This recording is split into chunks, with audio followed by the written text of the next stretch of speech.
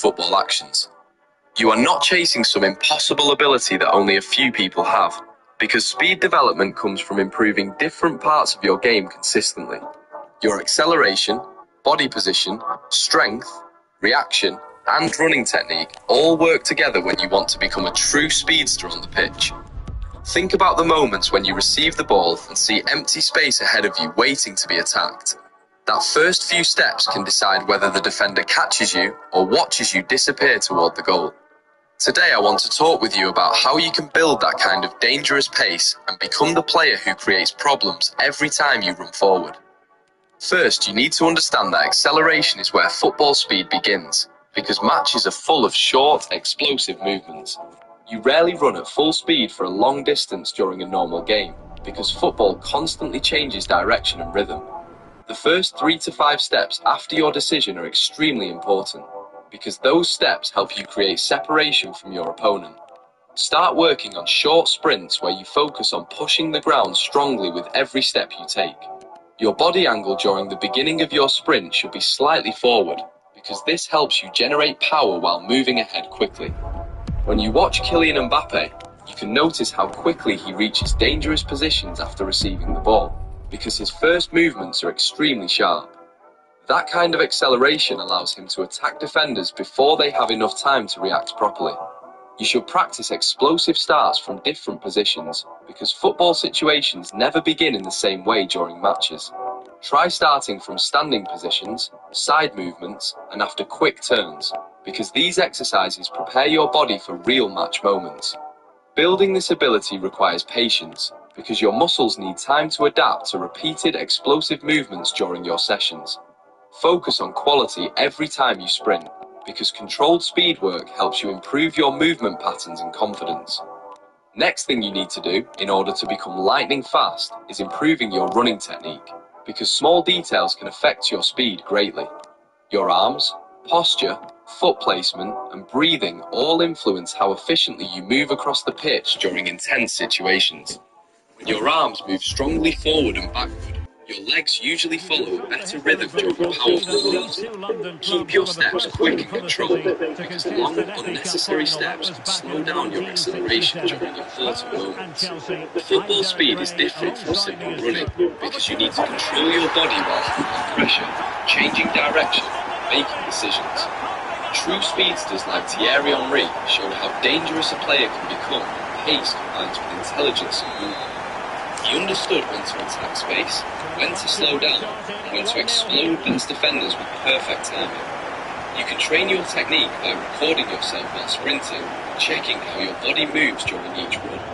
Look at your posture, your balance, and how your feet touch the ground, because those details can reveal areas you need to improve. Many players chase speed through random exercises, but understanding your movement creates a stronger foundation for your progress. Your goal should be becoming faster while staying comfortable with the ball, because football requires speed with control.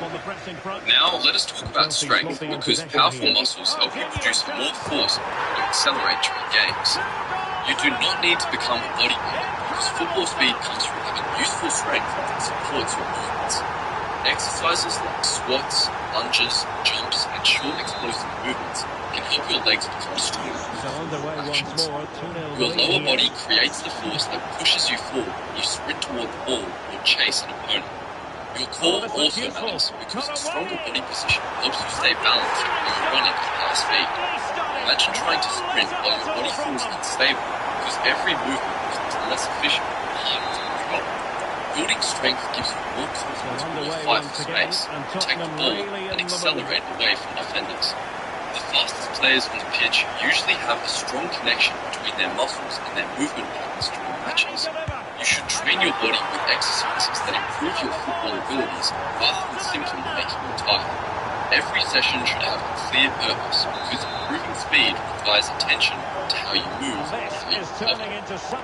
Another thing you need to develop for becoming lightning fast is your reaction speed, because football never gives you unlimited time to think. You have to notice spaces, understand movements, and react quickly when the situation changes around you during a match. Speed begins before your first step, because your decision decides how quickly you enter the next action. If you recognize an opportunity earlier than your opponent, your body gets a better chance to attack the space before anyone closes you down. Practice reaction moves where you respond to different signals, because these exercises teach your mind and body to connect faster. Ask a teammate to point in different directions while you explode toward that area, because unpredictable movements feel closer to real football moments. When you play against strong defenders, they are watching your first movement carefully, because they know one small mistake can allow you to break away. Developing your reaction ability helps you create those moments where your pace becomes a dangerous weapon during attacks. Kylian Mbappe shows this quality when he changes direction quickly after seeing defenders shift their weight, because he understands when the perfect moment arrives. You can improve this by training your eyes, your awareness, and your ability to make decisions under pressure. Becoming faster is not only about how quickly your legs move, because your brain also controls how early you start moving. A player who reacts faster can often look quicker, because they begin the action before others recognize what is happening. Furthermore, you need to train your speed with the ball, because football matches are not sprint competitions without a purpose. Running fast is useful, but controlling the ball while moving quickly creates a completely different level of danger for defenders. Start practicing dribbling at high speed, because you need confidence when attacking open areas during matches. Keep the ball close enough that you can change direction while still maintaining your pace during difficult situations. Gareth Bale became famous as a pace abuser because he combined incredible running ability with powerful attacking movements on the wing. His speed became dangerous because he knew how to use it when defenders were vulnerable and space appeared in front of him. You should practice carrying the ball after explosive starts, because this teaches you how to maintain control when your body is moving quickly. Try sprinting with the ball for short distances, then slowing down and accelerating again, because these changes happen constantly in football. Players who can control their speed become harder to defend because they are not predictable during attacking situations. Your goal is becoming the player who can receive the ball, explode forward, and force defenders into uncomfortable decisions. Training your speed with the ball helps your confidence grow because you start trusting your ability during real match situations. Finally, recovery and consistency are important parts of building serious speed, because your body needs proper preparation to improve. You cannot expect your fastest performances when your muscles are constantly tired and your movement quality is dropping every session. Give yourself enough time to recover between intense sprint workouts, because speed training requires freshness and concentration. Sleep, nutrition, and proper rest help your body perform better when you return to the pitch for your next session. A fast footballer understands how to prepare before training, because every detail affects their ability to move explosively. You should track your progress by noticing small improvements in your acceleration, confidence, and movement during matches. Sometimes the biggest changes come from Priority wants to hang on to the ball, which he did. And pressing expertly. And he might be through here. Oh, still danger here. And getting enough on the ball to steer us away. What a play for a Spurs throw-in. Now what can they do from here? Well, that's a really top-notch piece of defending. And the pass getting in the way. Oh, that's a magnificent volley! What a thumper! And far from simple to put it away. Slowly improve Yet your dispatched, football seemingly abilities. You with are holding ease. a weapon that can If help ever you there create were a chances, reason to get escape emotional defenders, about a and goal, become a more you've dangerous just player been on the field. exposed to it. The journey requires focus, because true speed comes from combining your body, your technique, and your understanding of the Every game. time we win, Keep we're working going to on make your it pace, a because every sprint you perform with purpose brings you closer to becoming the player you imagine. until we Remember can't that becoming do a it. speedster in football is not only about running faster than everyone around you, because your movement needs a He's been reason influential behind today, it. The but the fastest manager players decides use to their make a pace at the personnel right switch at moments this and point. understand how to turn speed into an advantage during matches. When you watch players like Thierry Henry, you see how intelligence and acceleration can create unforgettable attacking moments. He was not simply running quickly across the pitch because he knew where to move and when to attack the space. Your speed becomes more dangerous when you combine it with awareness, confidence and control during every situation.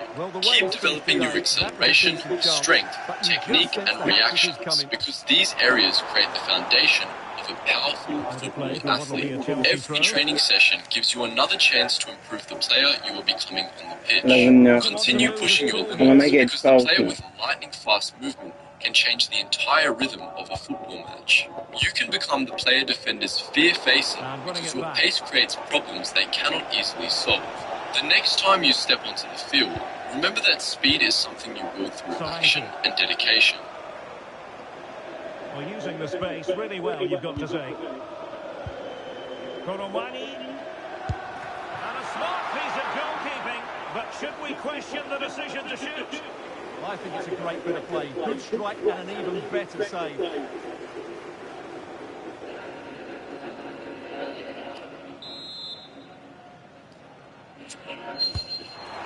It's an amazing photo. Ronaldo's visit was unexpected. He came and played football with us. We were 13 years old. It was an unforgettable moment. Then, Ronaldo was at the very peak of his stardom. He was the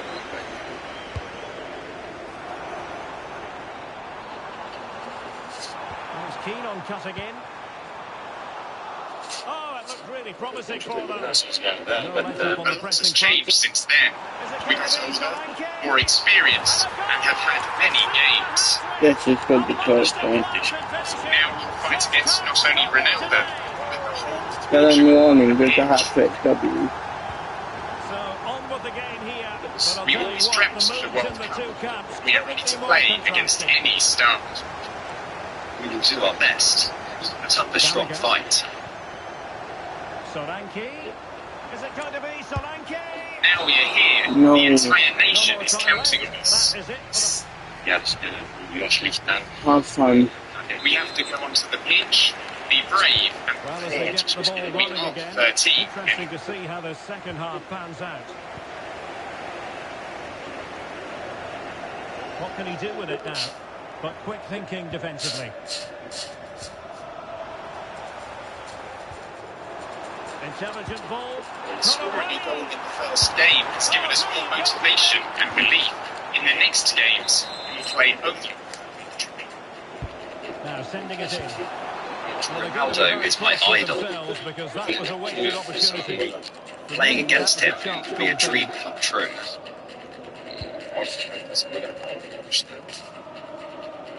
Closing down. When Ronaldo visited, we had just discovered football. Well, that's how to do it inside your own penalty area. I can say so again. When the game starts, he will not be my hero, but my rival. Good looking move. Oh, surely! And the post denied him. And this time it's in!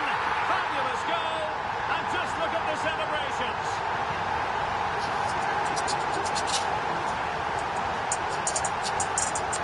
Well, as you can see, he's so alive to the rebound. He's first to react and then he gets his reward. It's a good goal. And Spurs doing well to win it back. Now opening things up.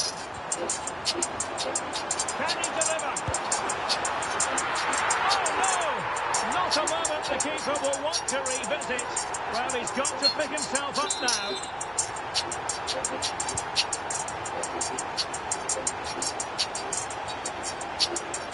Chelsea couldn't maintain possession. And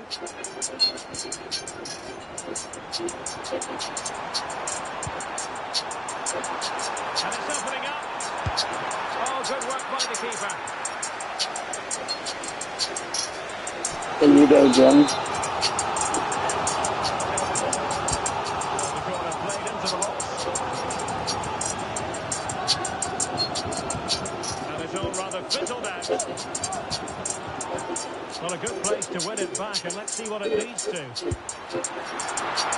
alive, and keeps it out. No. Lightning fast reaction. My score Yeah, what a 15 remarkable stars. save.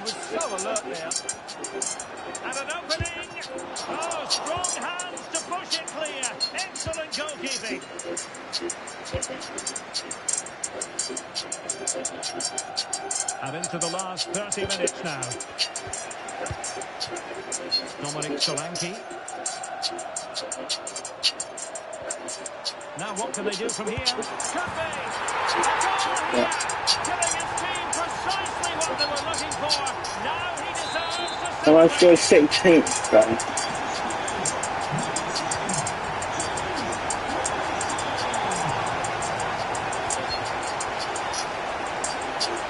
That's well read defensively. In position.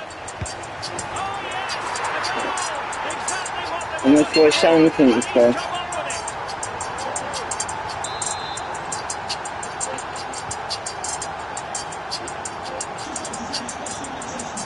Now Spurs with the ball again. Oh, moving it nicely. Is it going to be? And it's two for him today. A masterful performance. How much was 18th goal? To stop it.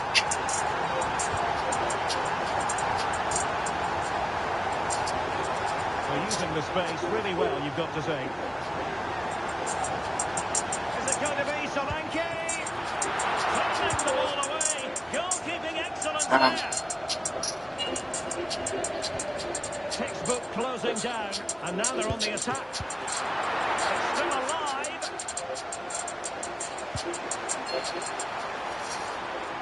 And the keeper dealing with it. Delivering it. He couldn't get it past that first defender.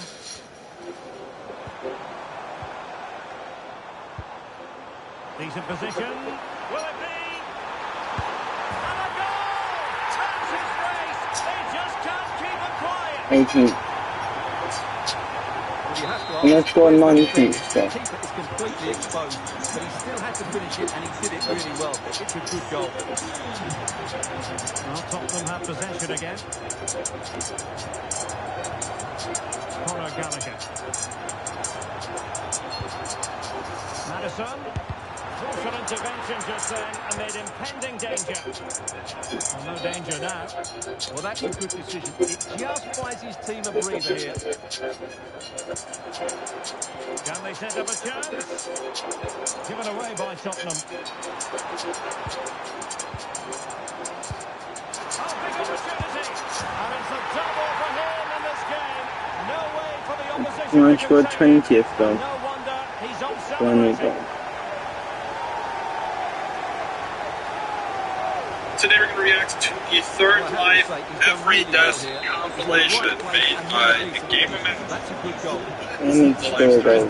See every death of everybody's video. The full credits to Game of Man for making this video. And let's get started. 20th.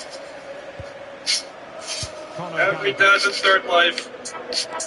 Confident attacking play. First off, Welcome to third life, an experimental. we can skip this. Just skip to 1 minute. Yeah, give it some. Let's jump. Yes. Only fun in FPC. We did see this. I didn't need to waste time. Well, underway again, but to my mind, this game is now as good as over. I'm dead, guys. It was fun. It was fun.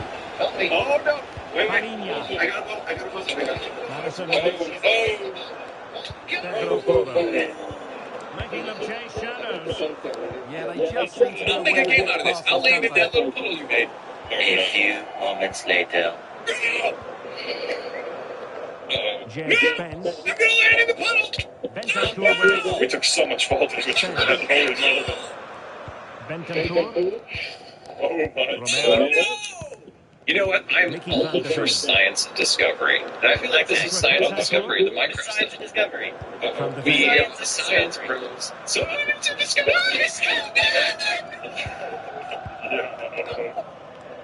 Now Romero with it. Bentancur. Here we go. Oh, I see what happens. It changes. Oh, no. It's it. It's just. You got that. Okay. Mickey van der Ven. Bentancur with it. Given away by Tottenham. Oh my God, Jimmy looks so young. I forgot. Van de Ven. Now Romero with it. A message delivered from the referee to the fourth official. 3 minutes gone though. Palhinha. Just go down there. It looks so good now. Oh, here we go. Palhinha with it. Easy. I just play. Bentancur. I can't even. Just break it. Mickey Van de Ven. And the referee blows his whistle, and Tottenham are the victors.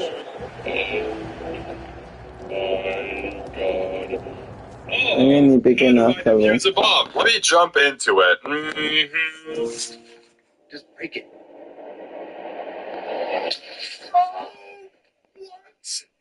That's crazy. I would say Okay, well, it's quick and painless, but it's not enchanted. Well, it's enchanted with unbreaking. But I'll go for as many crits as I can, my lord. I'm going to go live. Done, me laddie. I'm doing it. On with it. And we've done beginner, can we do amateur? Red winter is Amateur is basically. What have I done? 3, 2, 1, fire! Well, what's the point of this?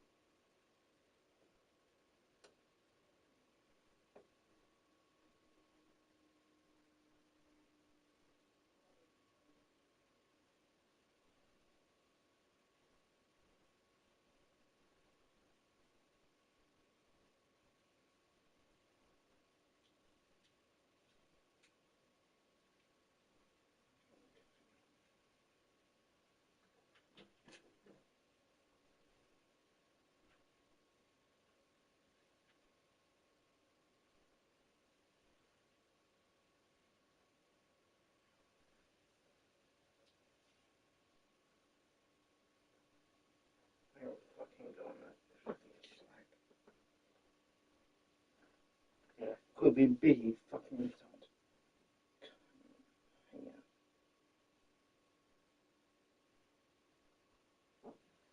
I hate my mind too much. Have you ever scrolled Instagram and found a video that you thought was funny just for the creator to whip out their phone and look at it randomly? It's been happening in a lot of videos on Instagram, a lot of different creators, and it's really fucking annoying to be advertised to in the middle of a video you thought was good. So in this video, we're going to go over a bunch of creators that have been doing this, and also talk about that it's kind of illegal to be doing this, and how to prevent yourself from falling victim to this, because it's really annoying. Like, I get annoyed as by this. So over the last few days, this is just a few days, guys, I've been saving reels. So here's one example. Okay, one example. POV, your dad's trying to put you on to drip. I keep telling you to get a pair of these pants. Yeah, I know. They're the most comfortable pants. You wear the other ones, those things are not comfortable. Yes, they are. These are the most comfortable pants I've ever had. Yeah, but I like it. I don't want to drop money on something I like. Here in the English capital. You're acting like you wanted this stuff. In London. And Derek here in the commentary gallery, joined by Steve Smith, who provided all the tactical observations. Blatant ad, dude. That's straight up an ad. So that's one of the big companies that have been, I guess, trying to creators opening to join. It's a gambling app. Don't gamble. It's not good to do. This account I actually like. It's a guy who trolls his dad. He has, I guess, anger issues. He's Italian, so maybe it's just that he's passionate about it. But like, he gets really uppity about things, and it's a funny account. But that was a really blatant ad. Like, usually these creators who have it pull out their phone and it's there for like a few seconds. Now, there's no reason for your creators to do this other than they're just being paid to make this advertisement. Like, there's no affiliate code, like there's nothing like that. There's no drawing code, so it's definitely they were just paid to promote this, and it's really disappointing because I used to like this account, but this is, I'm pretty sure, illegal. It's illegal in a few ways. Not only is like this gambling app pretty illegal in a lot of countries, so like this video is being put on Instagram and it's technically being distributed to every country that has access to Instagram. And in a lot of countries, online gambling is legal, but it's being shown in those countries. And then second, of course, this ad is undisclosed. There's no indicator anywhere in the video that's an advertisement, like not even the description. No ad indicator, which is also illegal. Now, I'm not going to say definitely it's illegal because I'm not a lawyer, but I'm pretty certain it is. Like, you have to disclose ads on Instagram for legal reasons, and then also just terms of service on Instagram. Like, there's a reason in YouTube Studio, there's this button here for you to disclose if there's an advertisement, which you have to do. A lot of creators don't, but you have to do it legally. And seeing in the comments, people are also annoyed with this, like so many ads. It pulls into question if these videos are you know what I mean? This account used to be funny, but this video, I mean, I don't follow him. Okay, I will unfollow. Because I don't like creators that do that shit. It's so annoying, dude. Okay, here's another example of one of them trolling Border Patrol with Diddy Party. Okay. You want to do the Diddy Party? I got 7. You stand right in on a 17. Stay. I'm done with that. That's an advertisement. This is an advertisement. He pulled out his phone to the gambling app. Like, he's definitely doing this to promote this gambling site. You know? Like, it's really obvious what's going on here. And people in the comments on all these videos are, like, so annoyed by it. Because, no, I don't want to join your gambling app, dude. Get out of here. Try to have an Instagram real experience. Now, something I've noticed, aside from the Italian dad, a lot of these casino gambling ads promote videos of people like this guy trolling patrol agents. He's just being, you know, like, there's no excuse for that kind of behavior. So I guess it just shows you the quality of creators that these gambling apps are very anxious about, you know, not very high quality. But again, on this video, you can see there's no ad disclosure, nothing like that. So it's pretty sketchy. This account has been doing a lot of other ones. So there's a video series on his account that I guess is why Instagram suggested me this account, because I thought it was funny one time. Okay, just let's check it out. I just got a jail. That's whatever. I just whatever. There. Have the chickens up. Doesn't know. It's just my wallet. I didn't like this. Inside the main So that's another gambling ad.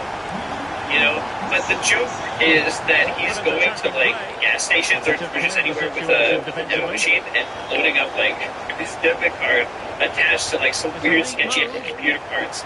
And obviously isn't hacking them, but someone sees it, they're like, what the hell? I thought it was funny one time, and I've been suggested it so many times, so thanks Instagram. Like here's another one. Well, here we can see it again, and he shows great ability to get past his man. And as soon as he do one Paying for a maybe come on 2x, 3x, 4x, 5x, 6x. No, it just adds for this gambling. That's all it is. And again, no ad disclosure. It was funny one time, but now you just realize, like, damn, this guy's just being interesting to people trying to work at a gas station. You know, minimum wage, just trying to get by. This guy comes in and yeah, you see this, even if this guy isn't a hacker, you just think, oh, this guy's insane. I want to go to my school. I don't want to deal with this, you know? So it was funny one time. Now here's another account. This one is also just harassing people. This one wasn't even funny. When I saw this on my page, I was like, I don't like this. And in with a real chance. Is it going to be? It's gone in. And they're in 24 minutes.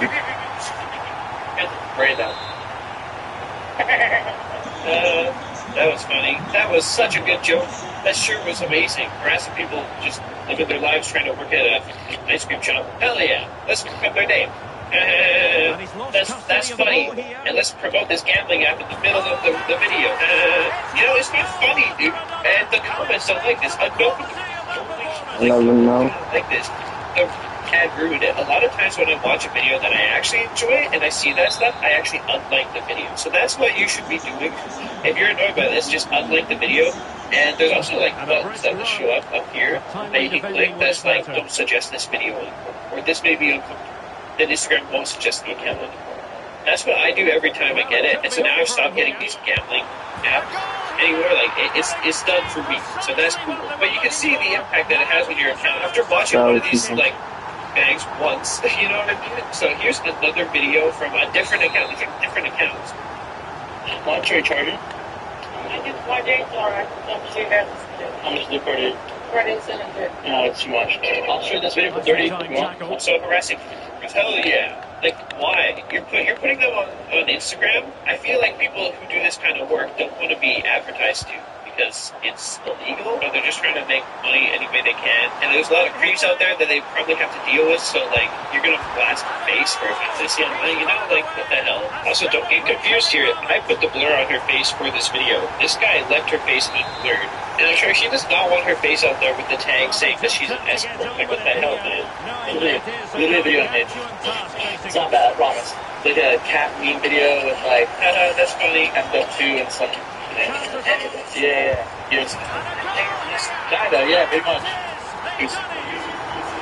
Charlie first. And third one to come on. This car. You see, my favorite.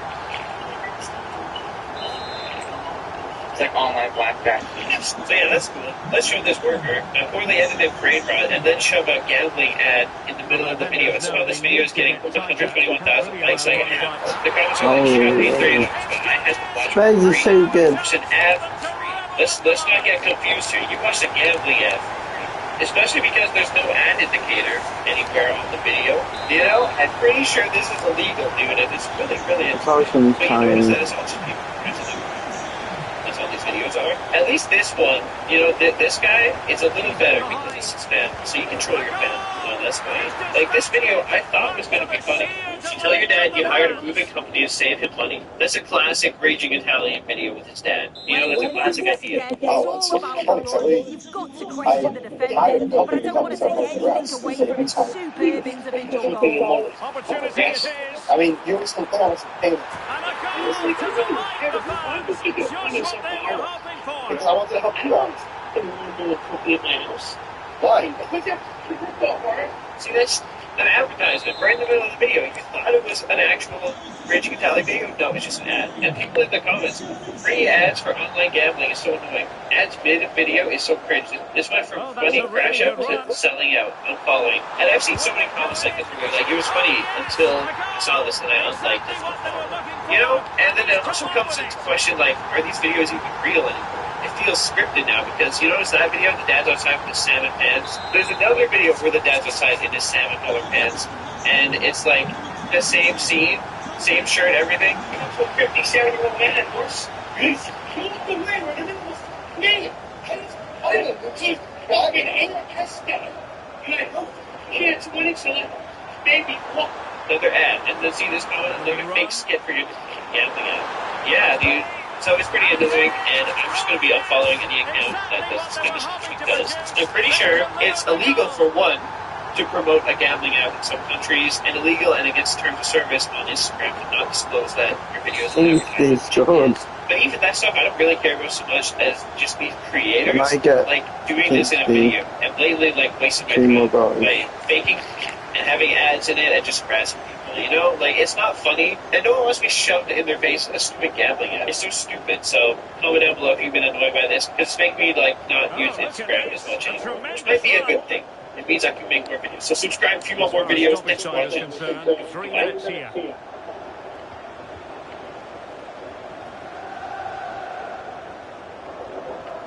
Wasteful from Chelsea. He's in here. Well, he was in possession to score. He knows it. It was like it was just too easy, and he lost his focus for a split second. He'll be so disappointed he doesn't put that one in.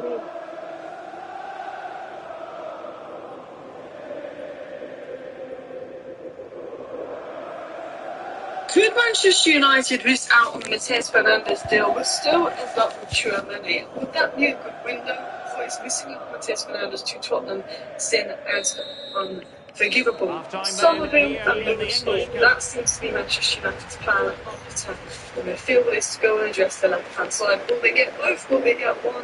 We will talk about the links on that. Good sales of points in the window. We've got updates on the players that are being planned to be sold.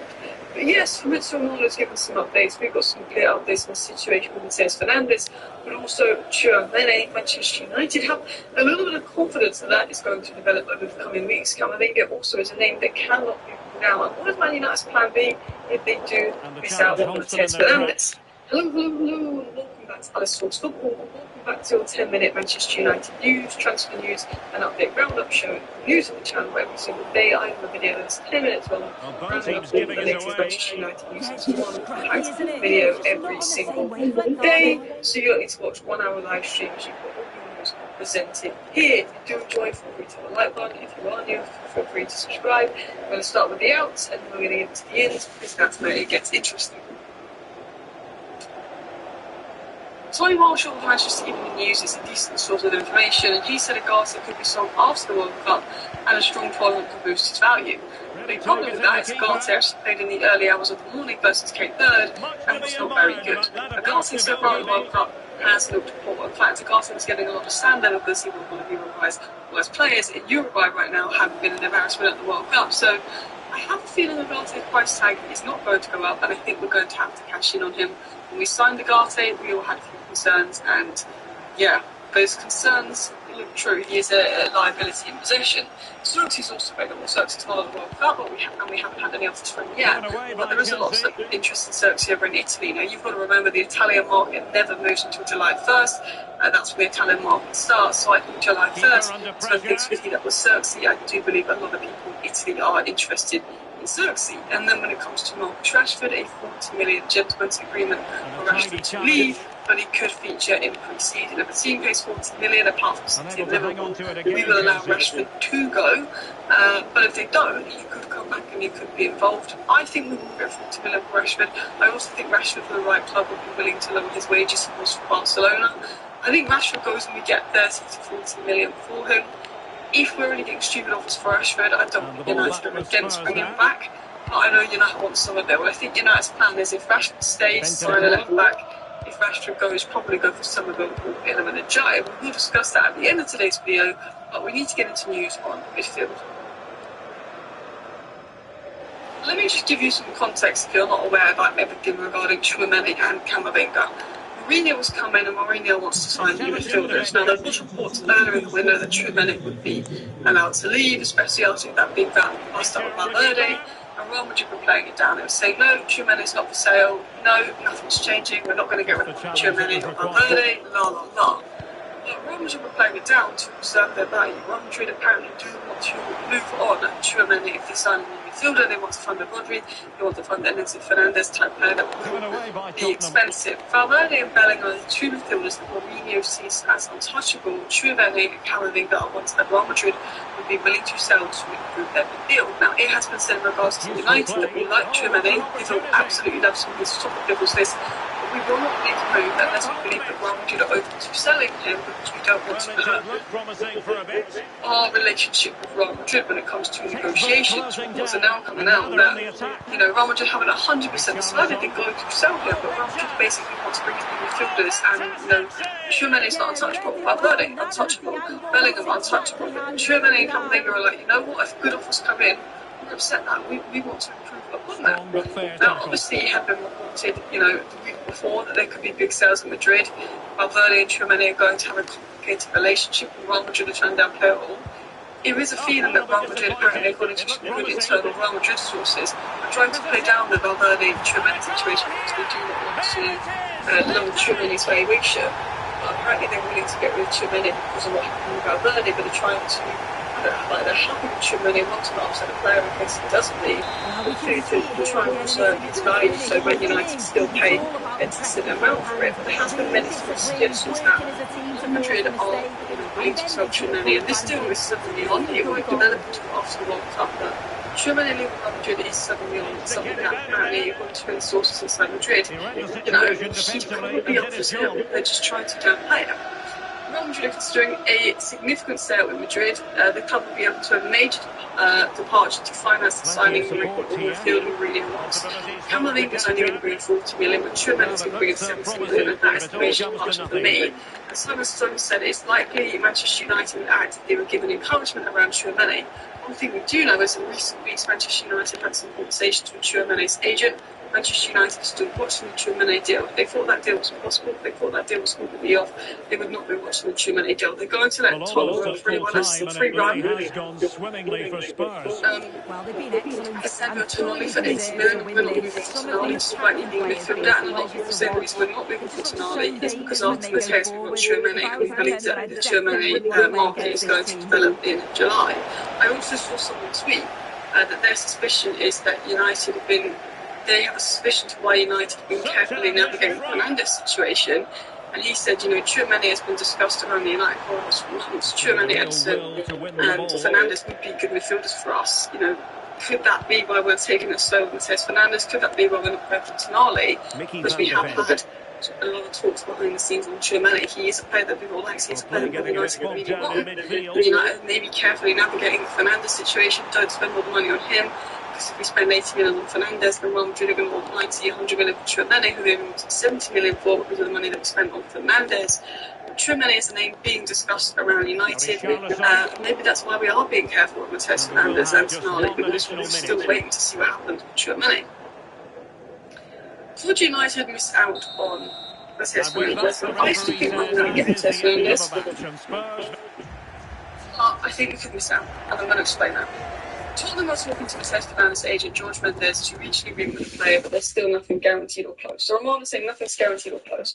From what I'm hearing, Matheus Fernandez wants Man United. So, could he be putting out reports that he's very close to agreeing terms with Tottenham to scare Man United? Because if Matheus Fernandez agrees terms with Tottenham, all of a sudden the leverage we have on West Ham and everyone else goes, because then he's agreed to join two clubs and then it becomes a bidding war, which is what West Ham want. Could Matheus Fernandez's agent be putting out that he's close to joining Tottenham to try and speed United into action? Romano said United are working hard on the West Ham side and also working on the player side with the agent. We know that he will agree personal terms, and we know that he's given verbal agreement of to join Man United. He hasn't agreed personal terms with Tottenham yet, but sources say he will, and that is maybe the concern within United. Romano says we're working hard on the West Ham side of the deal. Are we though? Who knows? This is the problem. The feeling around the Matheus Fernandez story is that the club arriving with the best proposal with West Ham will be able to close the deal with the player. This is probably key to understanding the future of Fernandes. Now, this does feel like something that West Ham would put out and Mendes would put out, and it does feel like a bit of a brief. But what's essentially being said by Romano is Man United pretty much have an agreement with Fernandes on the player side. Tottenham are working to get that agreement. Tottenham believe they're going to get that agreement, and if they do, it's between Man United and Tottenham who bids the most, and that's West Ham will sell to, and West Ham get the bidding war that they want. So I think that is the situation really with Mercedes Fernandes. It is like basically Romano saying whoever bids more kind of gets him, and that worries me because Tottenham willing to pay more than that. Even though Tottenham are signed Tonali first, spend more than us already, and have no Champions League football, Tottenham willing to pay more to get Mercedes Fernandes done. A bit like Lenny Yoro. Lenny Yoro went to Real Madrid over Man United over Liverpool. We were willing to pay up to get it done, and Lenny Yoro went to Man United. George Mendes is the agent. Tottenham willing to pay more than us for Mercedes Fernandes. Strong hearts against the Tottenham, even if the player wants Man United, because that's how George Mendes works. And that's a problem. And Peter Hall said that Man United is still in talks with West Ham, but they are put off by the price tag, whereas Tottenham don't seem to be put off by the price tag. And look, I think United want Chouameni. If we get Chouameni, that's a really good deal. We're going to be missing out on Mercedes Fernandes. These are our plan B options for Mercedes Fernandes. Baleba, Alex Scott, and Sander Berge. Now, Alex Scott and Chouameni and Everton is actually a pretty decent window, but none of these are Mercedes Fernandes level. Baleba could be reaching open for a while. Sander Berge is underwhelming. If Tottenham gets Tonali and Mercedes Fernandes, and we get Sander Berge and Everton, it is underwhelming. The plan B is worrying. I think the plan B after Mercedes Fernandes should be Neto and Chouameni.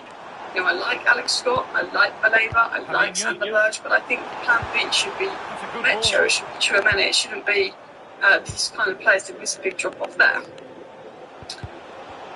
And now let's get into news on the left-hand side. Ty Marshall said that was asked about the left wing and left back position, and he said possibly both could be signed. It's more likely one than the other depending on funds. Forwards would be like a left back, some of those on the short list for left wing, so is in a Jai. Morgan Rogers has also been discussed, but likely to go to Arsenal. I think Man United's plan is get Mercedes Fernandes, sell Agate, go for Lewis Hall if we can get him, see if we can get him. If we can't get him, we just go for left wing and end up with Somerville or Jai. Then later we end up with third with signing Chouameni. You see other market fellas with Chouameni, maybe we go in for a centre back. It was said that Somerville was not surprised with PSG despite reports from Romano's of United keeping a close eye on Somerville and they like him. So I do think Somerville's going to be one to watch. Could a deal happen? Somerville and Mercedes Fernandes. Could a double deal happen? Who knows? Thank you for watching. Bye.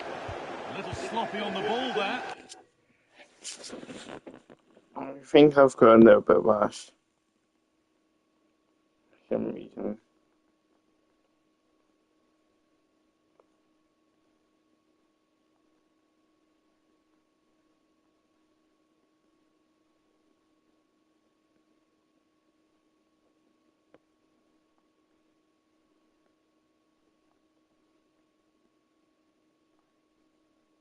So this is almost too incredible to believe, but in the last 28 days, our community posts have pulled in over 400,000 views. Now, not a single one of these is a new video, and most of them took more than 2 minutes. So that's a lot of views. This time, a lot more opportunities to grade challenges. It's just one of the 7 juicy strategies sitting inside YouTube right now that most creators don't completely. So you're inside the YouTube studio itself. One of it works on content you made years ago, and one will open your channel to audiences who've never been able to watch you before at all. The first strategy on this list requires 0 new content. So what I want you to do is take a look at this graph right here. It's a real video, it's called a retention graph. The first thing you might notice is that big drop right there at the very beginning. Now look at what happens after that initial 30 seconds. See how that line flattens out almost completely. The rest of the video, nearly 7 minutes, nobody's left. In other words, people who made it past the intro watched pretty much the whole thing. What it tells me is that this isn't a bad video, it's a great video actually, but it does have a bad intro. Because buried behind those first 30 seconds is content that people genuinely want, and that's satisfying by them. They just never got around to actually watching it. YouTube's algorithm judges the health of your content based on how people behave when watching. That early and very steep clip, all those people bailing out for the first 30 seconds registers a pretty major red flag. Now, most creators look at a graph like this and think to themselves, noted, I'll do better in the next video. And then move on, leave that video to higher, slow. But you don't have to do that because YouTube actually gives you a tool to go back into a published video and fixed. So I'm in the desktop YouTube studio on the content screen, and I'm going to click on that video that we were looking at earlier. Then go into the editor from the menu bar down the left hand side. Now up here at the top you'll see an option called trim and cut. So click that. What this lets you do is drag along the timeline and remove entire sections of your video, even after it's already been published and it's live to viewers. So that slow intro at the beginning of a video, where we spend a minute explaining what we're about to explain before we actually explain it, instead, what we're going to do is start the video at this natural break point where the audience retention really levels out. Let's get this out of the way, shall we? Lots of people love the idea of being on. So in this example, all we need to do is simply drag and shorten the video, missing out that entire first minute of video abandonment. So let's get this out of the way, shall we? Lots of people.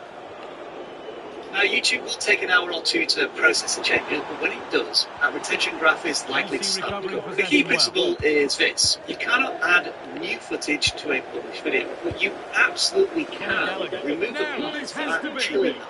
And this line in the audience retention graph that we saw earlier, that's not what it's worth doing. However, on to the next one.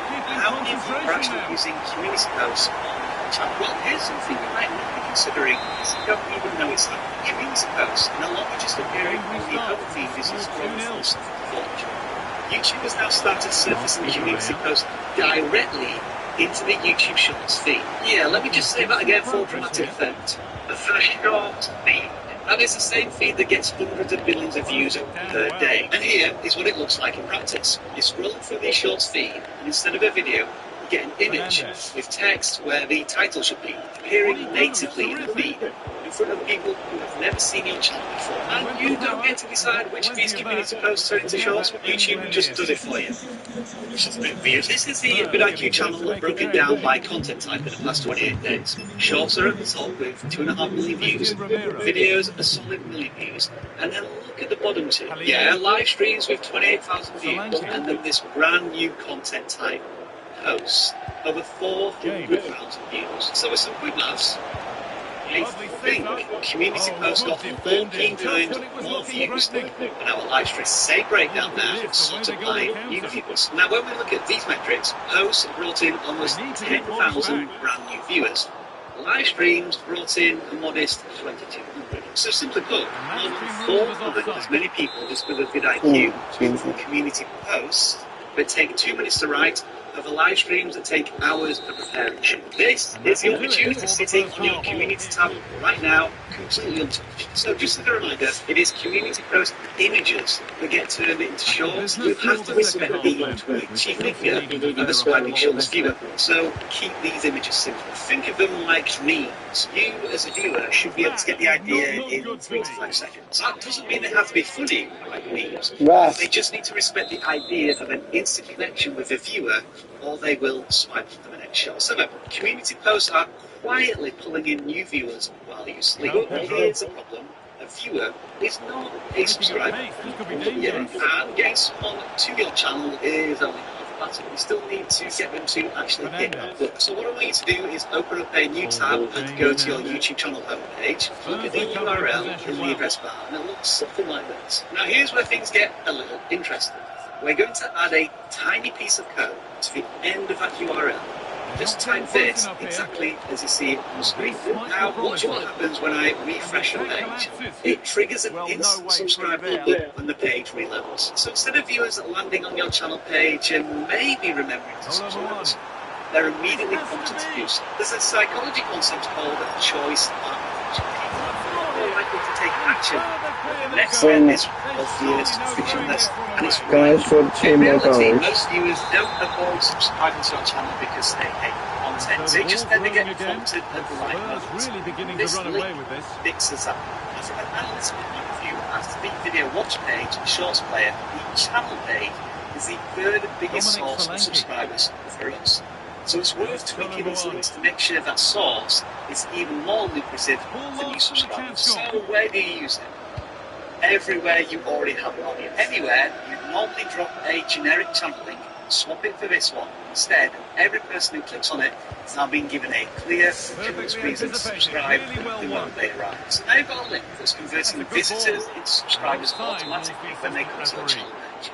Let's go for a shot. What about every other place on YouTube where they come into contact with you and have the opportunity to subscribe? So I'm in the YouTube studio and I'm going to click on Analytics and then go to the Content tab at the top and scroll down, and you'll see a section called How Viewers Find You, which are basically the traffic sources of your views. So this tells you at a glance exactly how people are finding your videos. What I want you to do at this point is think about the difference in mindset between what I call intent versus serendipity. For example, take the intent of somebody who's just searched for the best camera for travel in 2026. They have a specific problem.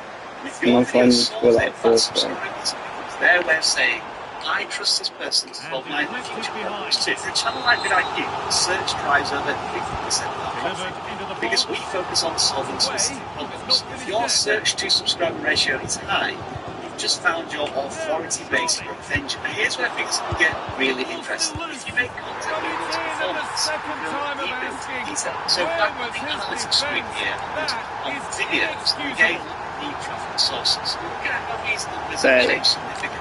And let's go this way.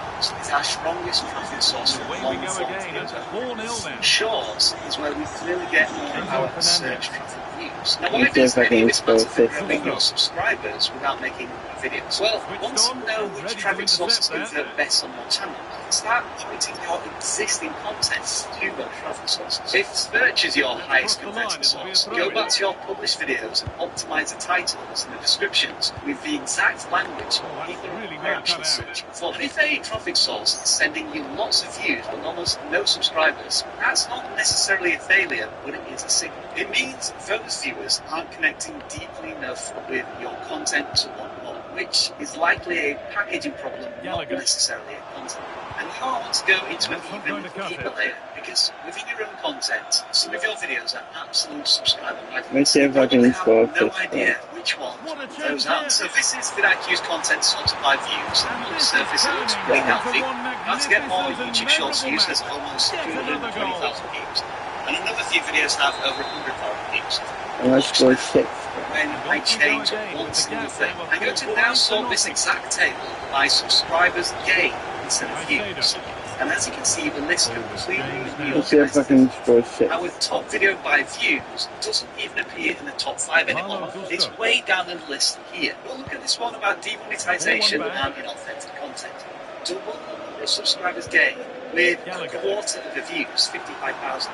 This is what a subscriber to view ratio audit reveals. You have videos sitting quietly on your channel, converting viewers into subscribers at an extraordinary rate. But because the view count on those videos isn't flashy, nobody's paying attention to it. Here's exactly what to do with this information. I'm going to boil it down into 3 actionable steps. First, study it. Why did this particular video convert so well? What was the topic?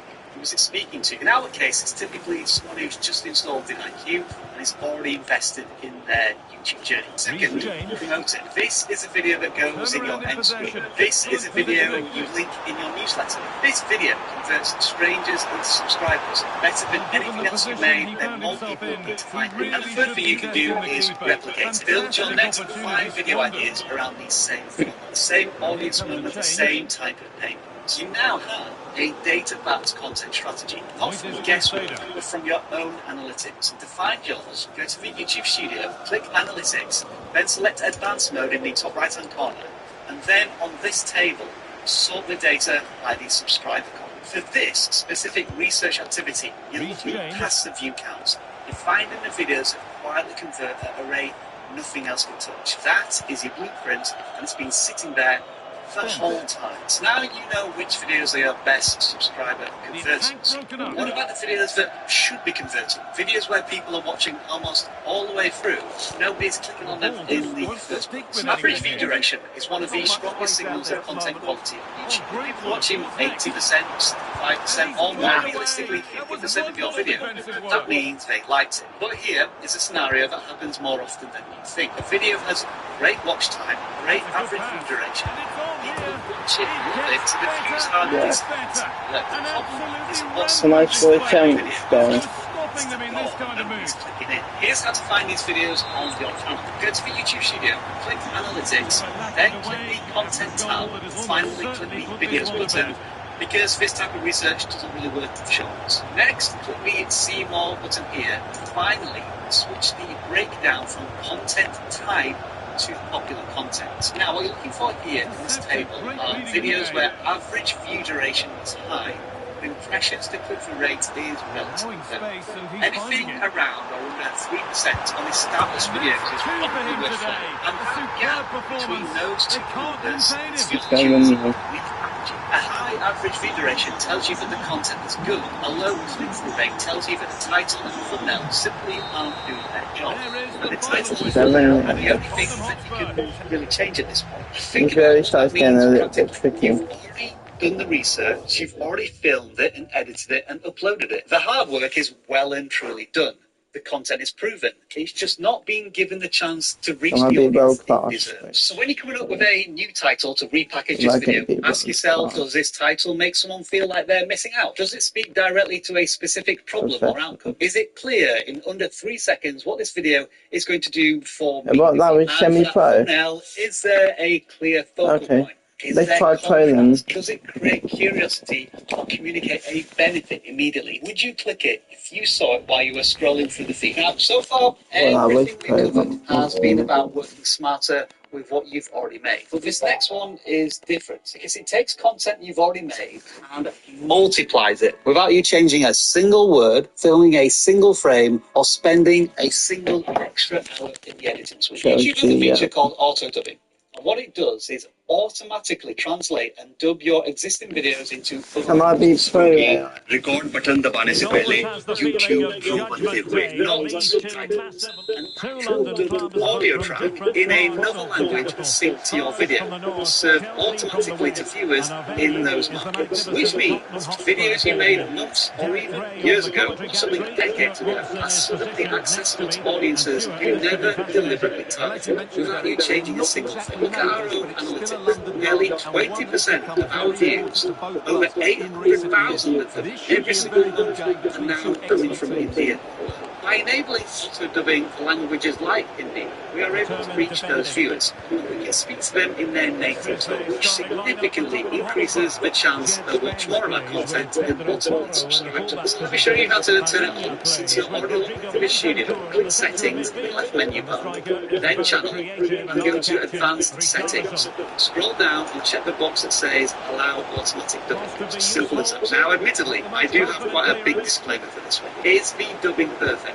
No, the voice isn't yours. Occasionally, the sync isn't flawless either. But viewers in those markets are not comparing it to a native speaker. They're comparing it to nothing. Because before this feature existed, they simply couldn't access your content at all. And the reality is, like all AI at the moment, this tool is going to get better and better. And critically, it is free. And if it doesn't work, your viewers hate it, and it has a negative impact on your video numbers, it's really easy to turn on the whole thing again if you need to. What you have there are 7 ways to grow your subscribers without making a single new video. But to really get these strategies to work even better, you need to truly understand how the YouTube algorithm is making its decisions in this day and age. And in this video, right here, we break down exactly how the algorithm works at every level. Beginner, intermediate, advanced, it doesn't matter where you are in your journey. There is something in this one that will change how you think about every video you make from this point forward.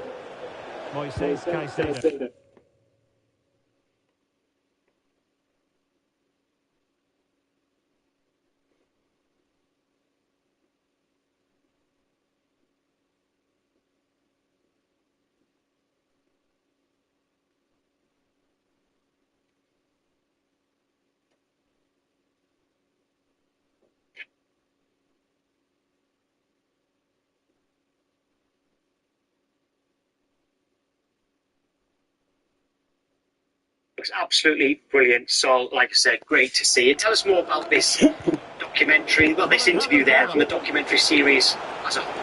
Yeah, well, Legends Corner is all about my experiences with certain players, setting forward, the clash, the battles over the years. It's just me kind of finding out who are they, you know, what food-wise, what do they grow up, where, what environment environment, all these kind of things.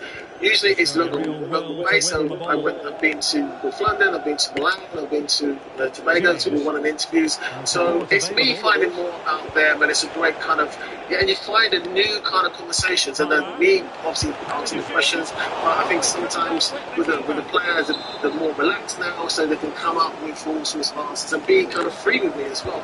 That's what I want, and that's actually showing a different side to some of these amazing centre forwards I've played against, directly played against. Yeah, well, Andy Cole there. I mean, that's the one we've just previewed, and very, very serious. Because as I was telling you earlier, I read his book. It was very, very close. Yeah.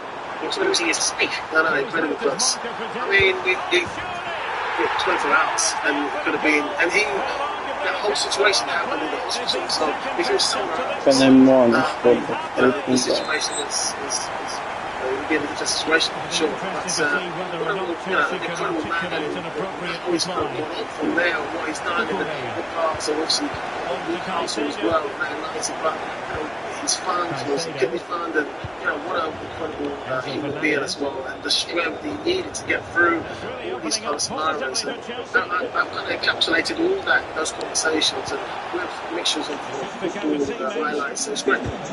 It's not one Andy Cole, and they just come into my head here. Is he? Because you obviously played against it. Andrew Cole. I always do that. I apologise, Andrew. I'm sure he was.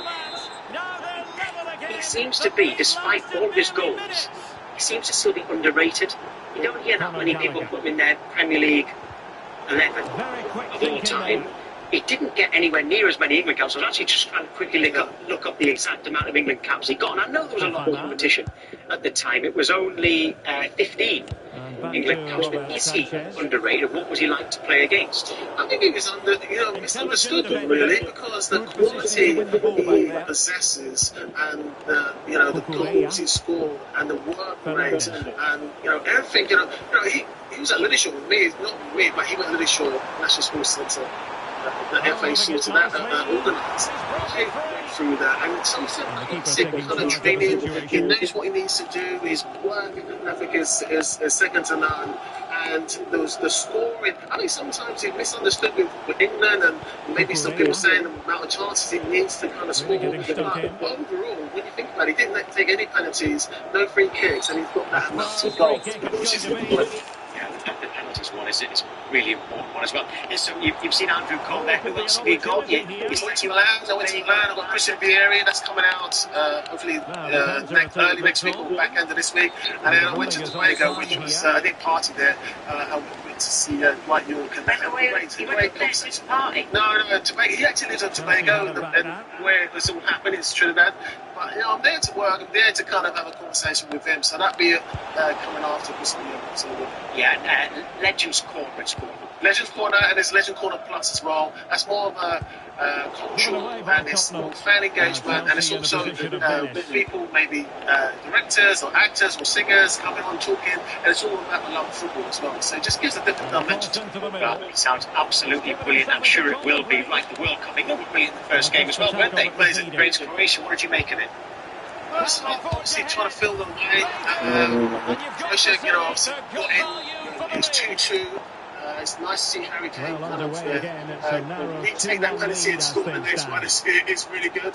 I think second half, that's where Rick is at, really. That 15 minutes, that relentless. They did score, but they kind of pushed it under with wave after wave of attacks. And then, bringing on the three subs and Jude, putting them 3-2 ahead.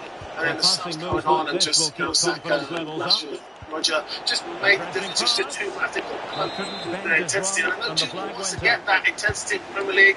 You can't do that. But sometimes you can do it when it's kind of covered and it's nice air conditioning. But sometimes if it's somewhere else in altitude, you have to kind of manage that wave of attacks and understand you've got to do it properly. But for now, you see now as a retired defender, you like this attacking style. When you were playing, would you prefer to be more conservative? I think I like that. I like players going for it because we have enough players to kind of handle any kind of counter attack and they can come back into positions. So for me, need to put them under pressure, and I think sometimes you've got to go toe to toe in these scenarios. You can't do it all the time, but if it's an air conditioning and nice and easy, and you've got a couple of hydration breaks, you can keep going.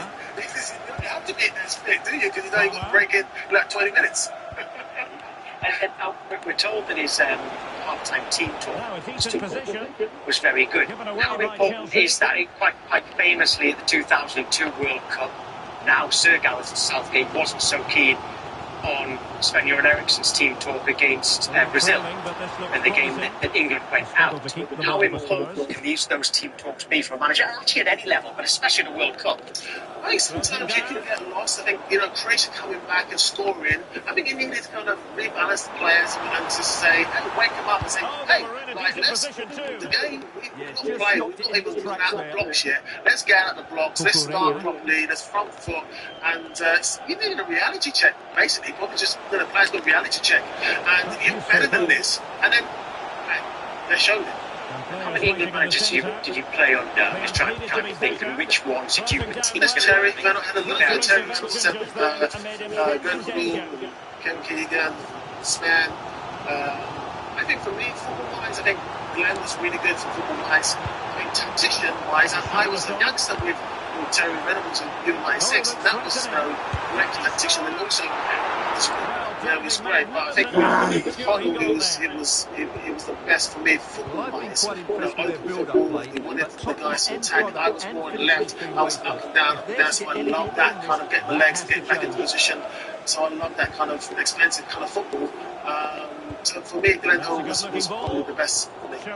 Would you say that was the '98 World Cup your favourite, even though in Euros as well, favourite major tournament of the year, what would it be as an England player? I think the Japan, Korea and France was incredible for me.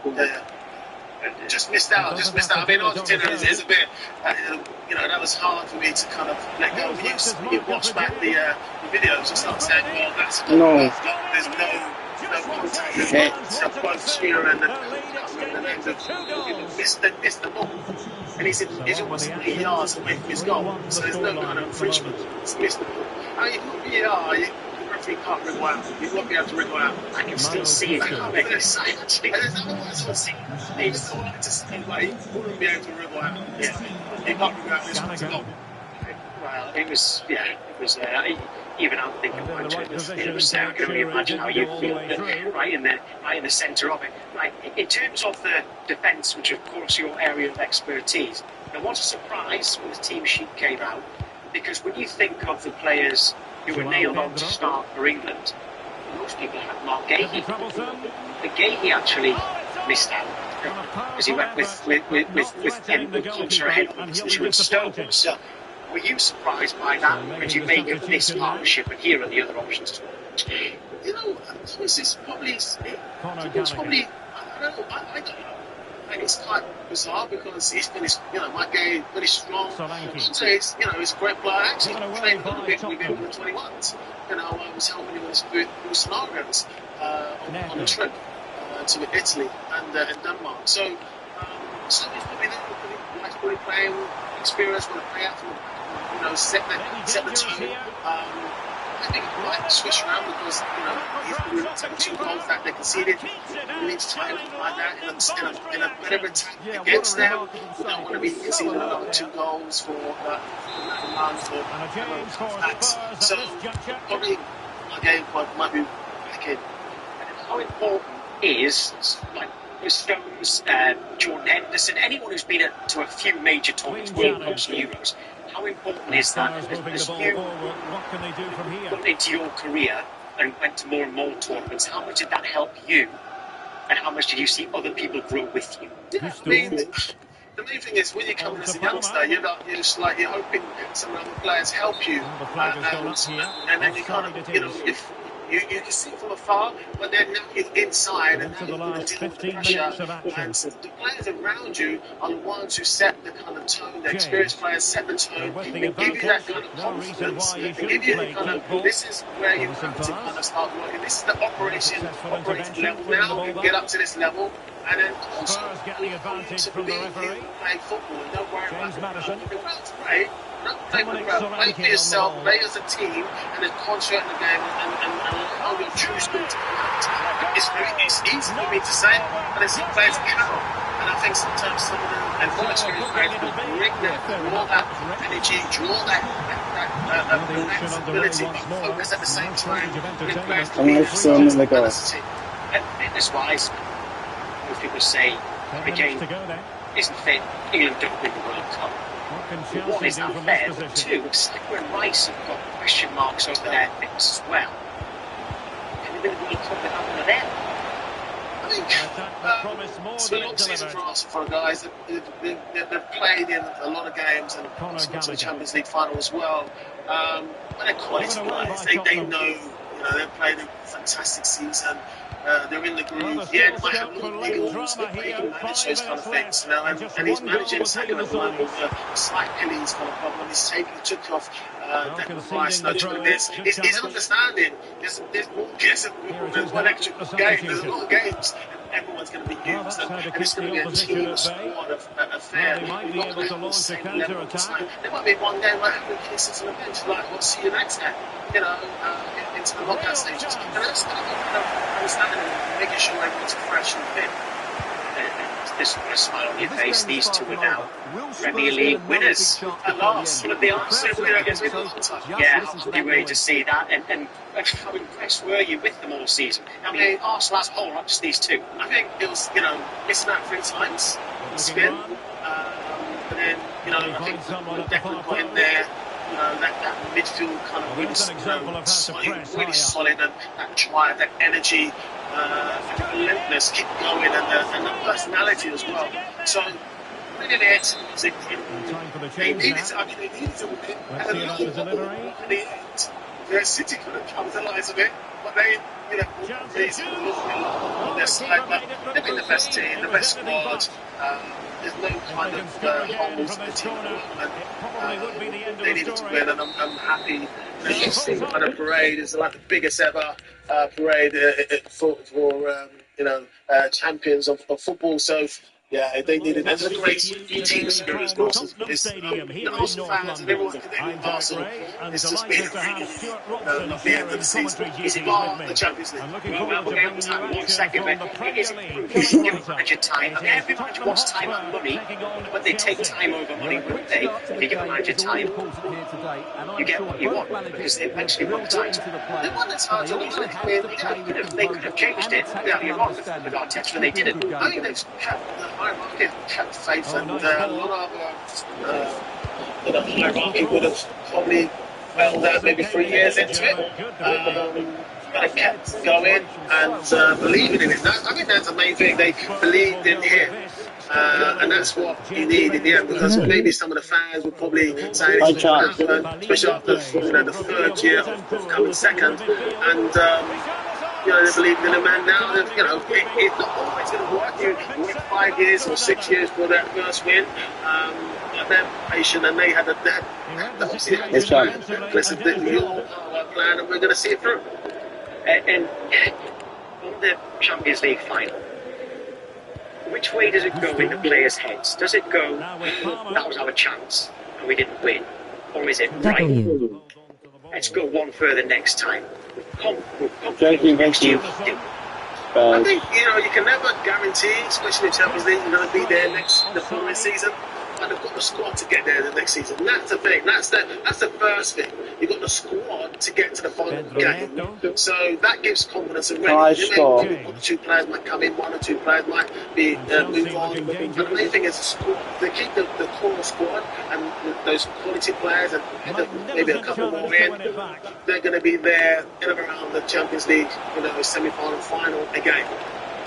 As long as they keep that kind of philosophy, and keep that togetherness, and the manager will rotate the players and make sure they're on tip-top form every time they go out, because it's 2 fronts. So they're obviously there's Premier League, there's Champions League, there's Everyone's pushing. You're not always going to get everything you want, but you can believe, and that's the first thing. Now they believe they've got the league. Hopefully they're going to go again in the league as well. I think the Champions League is the one they sorely miss. Great season for Arsenal, of course, not so great for Tottenham. 17th 2 seasons in a row. First of all, did you ever see that happening? My prediction is 3-0 I'm sure there's no Spurs. way they're going to be in relegation next season. I mean, for me, last season it was Man United and Tottenham. I think the teams that went below just couldn't put anything together, so they did put pressure on those two teams. In Man United, one cup, said that's not happening again. I'll try and make that. In Tottenham last year they were incredibly lucky.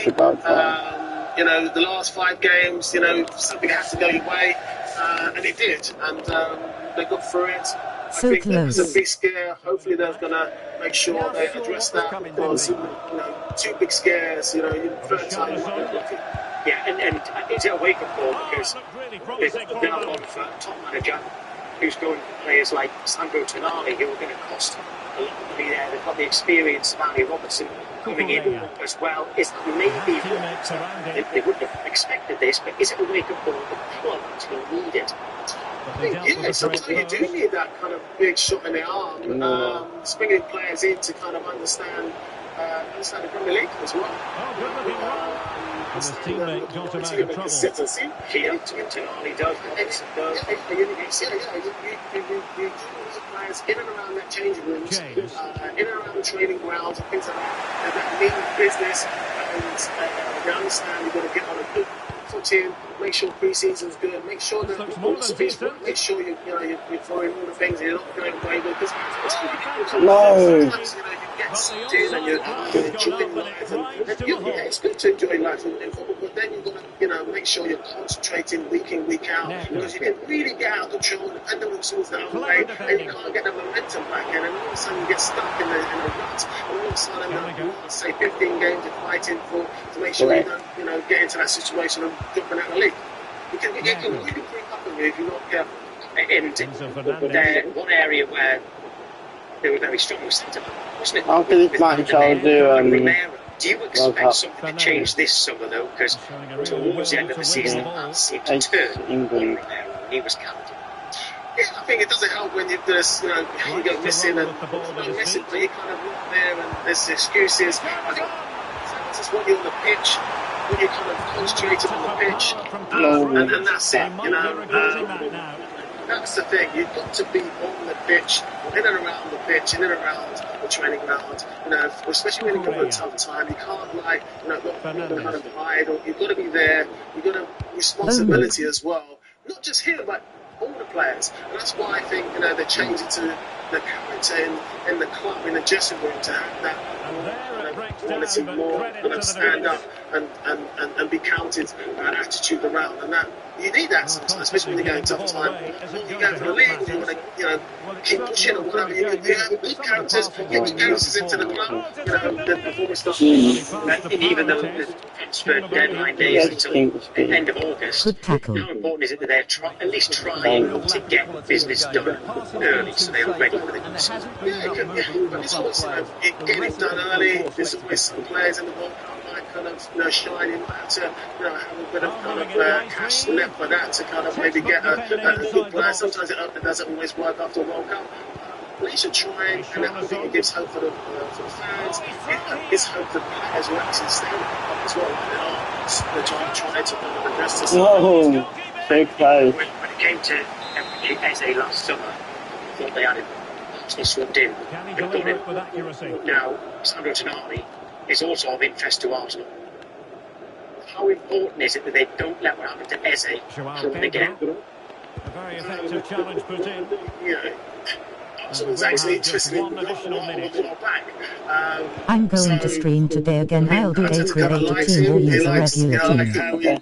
Plays, I think they kind of pushed back when the betting thing came out, and I think they kind of, you know, took a couple of steps back, but they didn't, you know, take a couple steps and turn that way. I think they're looking from afar, and I think they might come back in, and who knows, there could be a bit of a tussle between the two North London clubs. Yeah, okay, so that's Arsenal. Let's go back to England just finally there and see if we can kind of route to the final against England that England to get past. What is your prediction for England? Is this Actually, I'll start right now. This is potential, by the way. Just let's be very clear, okay? As long as England through the group stage. Yes. I scored a goal finally. I believe in Mexico. I think so. That will be in Mexico. Yes, confirmed. So Portugal, Mexico, Argentina, Spain. And I scored those 2 more goals. Looking at that, we go all the way. We can. It's a difficult. Goal. 1-0, baby. And that's going to be altitude into that, and you know you've got to really judge it in altitude. What is it? Because it's massively no. It's really hard on the body, physically. It's like if you're there for 2-3 weeks, I mean you're flying because the altitude and then the blood and things like that, and then you drop down to sea level, you're flying around for like 2-3 weeks, simply because of natural kind of that enhancement. If you just shoot in there, you're going to be really, you're going to smack. You know, also the Mexicans, they're used to it, they've been trained there, they're accustomed, advertised, it can take a lot out of your wing, your kind of energy, to sap a lot, and it's hot as well at the same time. That's World Cup. That's the thing. That's what you're going to come against. And then you've got all these other teams, France, Argentina, Spain. If it's to win it, you've got to play these kind of countries, and that's it. I'll start live streaming right now. If that happens, they've got to really time it right. You time it wrong, the players will be really smart. They turn it right. Yeah. Let's go see them. And it is a fun. And should have been so much more No, incisive. would the semi-finals be good enough? No, personally no. I don't want to be there for time, different scenarios, and they'll want to. And if it's in the most improvement, yeah. 2 seasons ago. No. They've taken full advantage of a dreadful mistake by the goalkeeper. Well, here's the replay, and as you can see, he doesn't read the danger at all, does he? It's a poor piece of goalkeeping. Every football nation dreams of finding the next generational talent. They invest millions in academies, scouting networks, and development systems. And yet, every now and then, a country gets it spectacularly wrong. They let a future superstar walk out the door. Sometimes it is bad timing, sometimes it is bureaucracy, sometimes it is pure greed. But the result is always the same. These 7 countries are now watching helplessly as the players they could have had dominate the world stage at the highest level. Here are 7 times countries let future stars slip through their fingers. Number 1, Cameroon and Kylian Mbappe. This is a devastating loss. Cameroon had a genuine chance of one of the greatest footballing talents ever produced. Mbappe's father Wilfried played professional football in Cameroon. Young Kylian had every reason to represent his father's nation. The bloodline was there. The connection was real. The Cameroonian Football Federation even reached out to his family in his early years. They saw what was coming, a superstar in the making. But then came the moment that changed everything. The Federation asked for a significant financial payment to include him in their youth setup and national team pathway. They literally demanded money to develop their own potential talent. Disgusted by the shameless greed, his father Wilfried refused completely and turned to France instead. France welcomed Mbappe without hesitation. They built their system around developing him and gave him everything he needed to become great. Today, Mbappe is worth hundreds of millions. He won the World Cup with France. He is one of the greatest forwards football has ever produced. One greedy decision from the Cameroonian Federation erased any chance they ever had. Number 2, England and Antoine Semenyo. England nearly let Antoine Semenyo slip through their fingers, but honestly, they never thought he'd make it. Semenyo was born in England to a Ghanaian father. The country had the chance to develop him, pursue him at international level. Instead, England never showed meaningful interest. Semenyo himself said it plainly in a recent interview. I was never really in the England rankings like that anyway. Only the cream of the crop had any exposure when it came to national youth call-ups. When Ghana came calling in 2021, Semenyo jumped at the opportunity without hesitation. And by the time he had developed into a Premier League star at Bournemouth, earning a £64 million move to Manchester City in January 2026, England had absolutely no path back. He had already committed fully to Ghana, earned over 30 international caps, and represented them at the 2022 World Cup and the 2023 Africa Cup of Nations. England let a Manchester City forward walk into a rival nation's arms without mounting a single serious attempt to keep him. Number 4, France and Ayoub Bouadi. France developed Ayoub Bouadi from the age of 13. The Lille Academy moulded him into one of the most technically gifted midfielders of his generation. French coaches invested years into his development.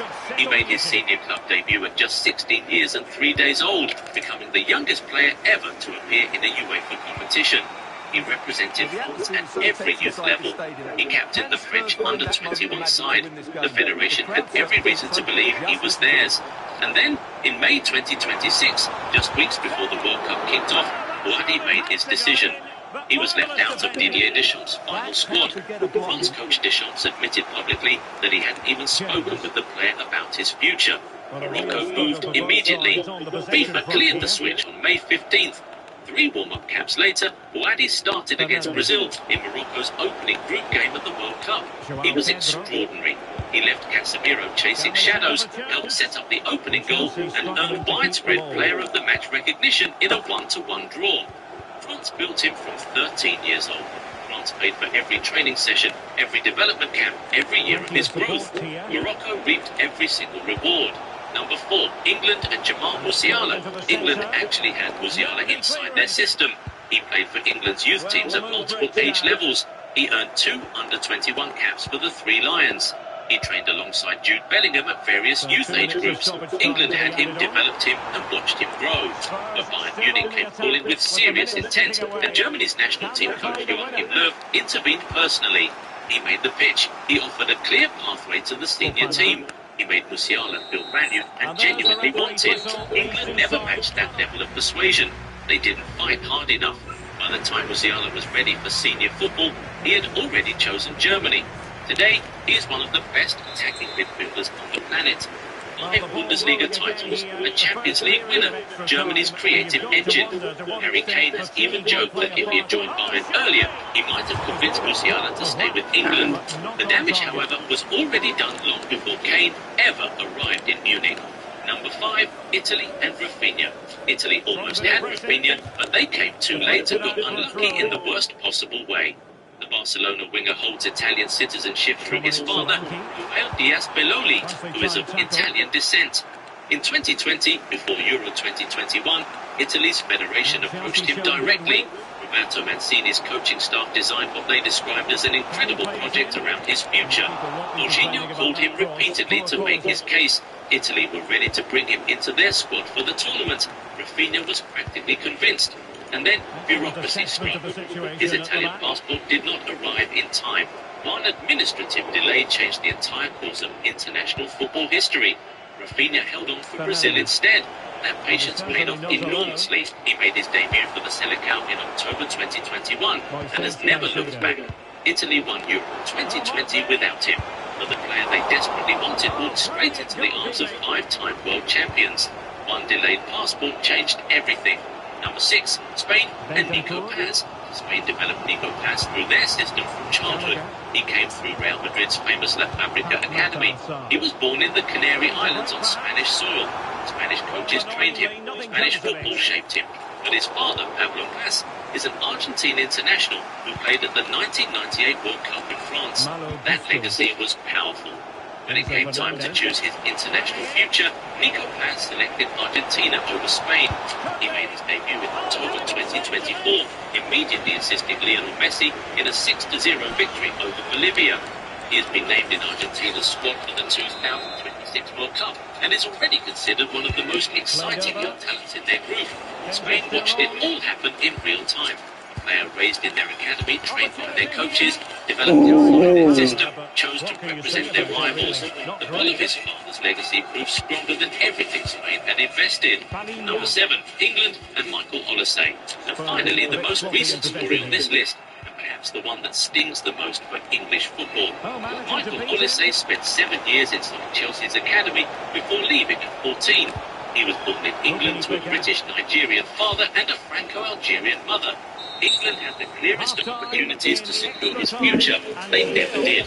As he developed into a world-class talent at Crystal Palace, Bayern Munich came calling, and France possible faster.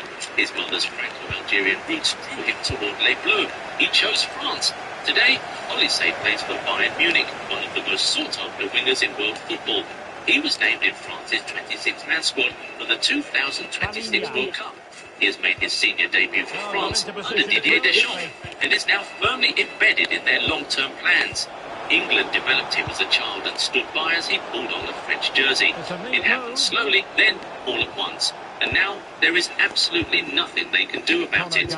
7 stories, 7 failures, 7 players who are now thriving at the very top of the game for nations that were not even supposed to have them. The message is simple. In international football, talent waits for nobody. If you don't act, someone else will. Which of these do you think hurt the most? Comment in the comments below.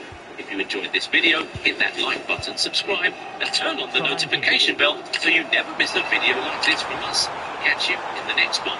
Fan, this is your chance to build the jersey collection you've been waiting for. The Goal 90 bundles deal is live. Buy 2 jerseys and get 10% off. Buy 3 and get 15% off. Buy 4 and get a massive 25% off. Club kits, country kits, retro classics, pick your favourites and save big. And yes, every order comes with free worldwide shipping. Goal 90 bundle deal. Buy more, save more. Shop now at Goal 90 Shop.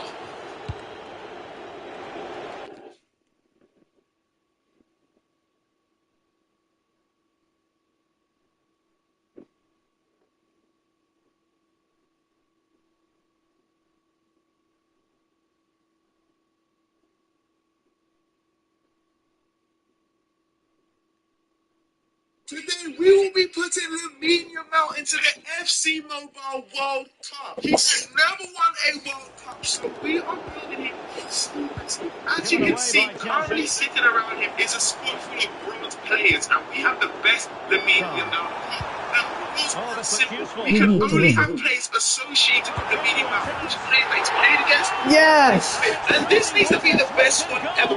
We are entering a professional tournament online in FC Mobile World Cup. And to help me build his team, we have got a on YouTube. Say hello to the SV2 Army, man. Hey, SV2 How the heck did big you shout out know? to all of you. Hope you're having an awesome day, and let's keep the good vibes going.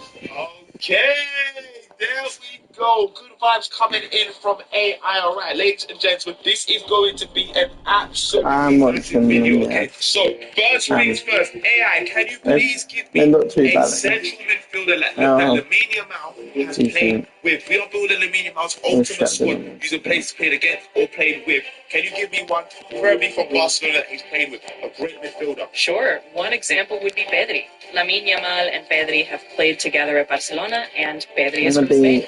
Okay! AI is cooking! Pedri is the first player that Lamine Yamal will be playing in the play. He's going to be playing in the real World Cup with him. That's a great pull. So right there, ladies and gentlemen, we are going to go and get the man himself, Pedri. I've watched Pedri play in real life here. Honestly, guys, I think he is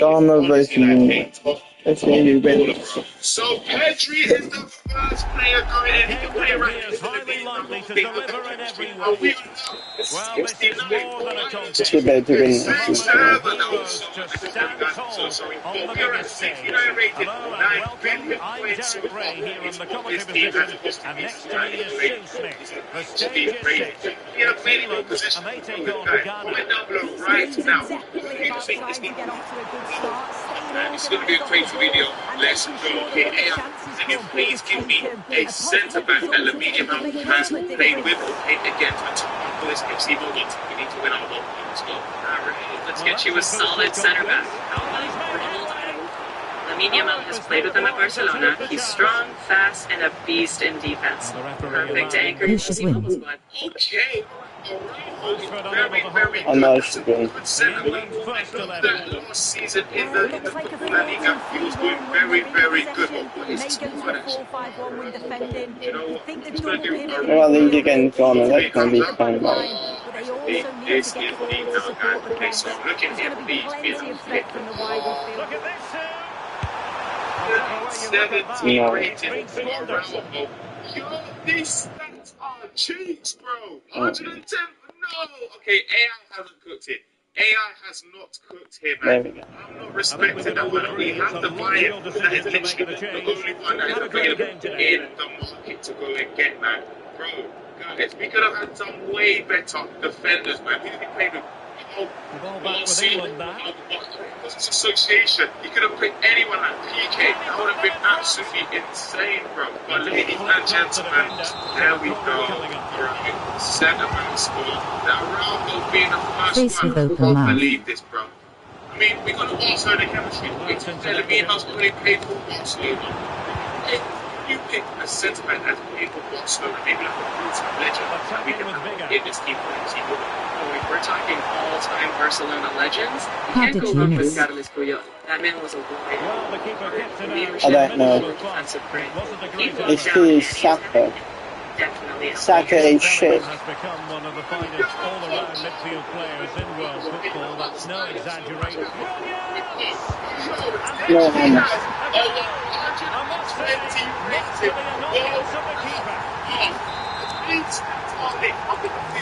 The ball moving again. What sort of response will we see from them now? Plus, I do normally play good, but then I am playing good. 153 defended, 148 and he has play styles on him as well, bro. Anticipate the velocity, bro. Precision ever. This is absolutely insane. So this is the next set. But the danger has been averted.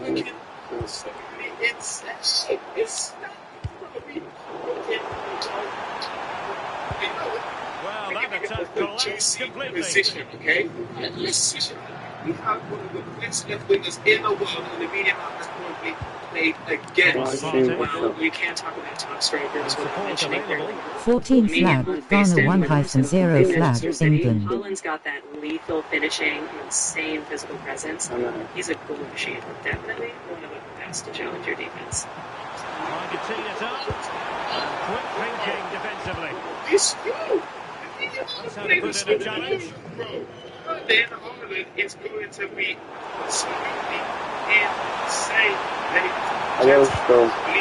They've won themselves a corner and a chance perhaps to add an additional goal for security. Free. He would have been disappointed had he spilled that one. Oh, the crossbar is still reverberating. Up a disappointing dead end. Well, if that went in, the game would have definitely had a different complexion. Just wondered if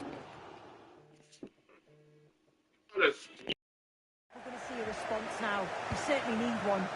Yes, in possession again, and maybe another opportunity developing here. Oh, superb reflexes! Score.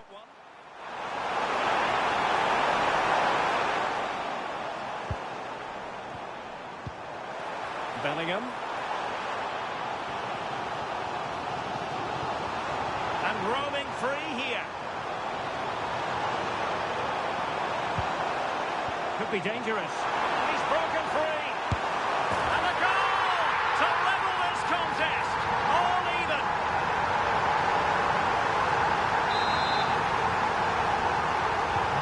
So underway again here on the back of that leveller.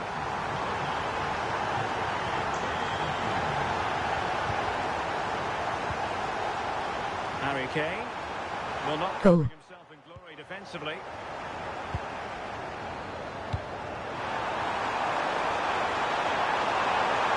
Must take the lead here. And a good intervention. Yeah, it was good positioning there, wasn't it? Madueke. Elliot Anderson. Oh, that's splendid play. Determined defending.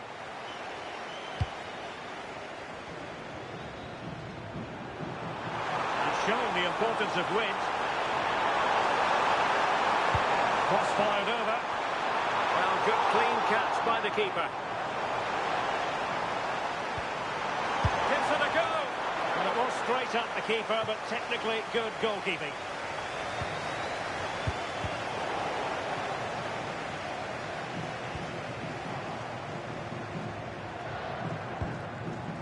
Alidou Seydou.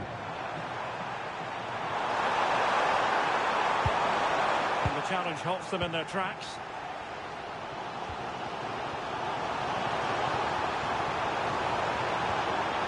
Nice looking move, this.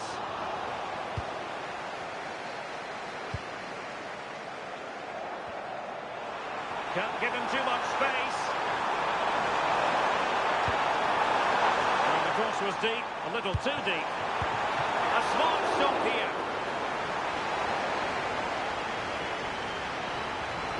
Well, they've been getting the substitute ready, and now they will make the personnel change.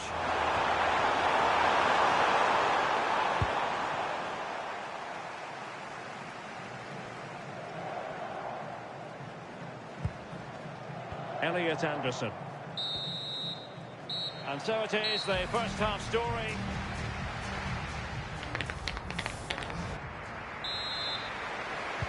So the referee's whistle, and into the second act of the drama. Oh, that's a clever ball.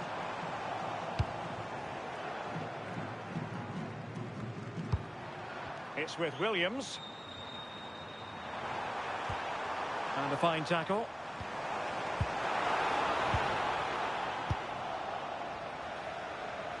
And England being afforded too much space.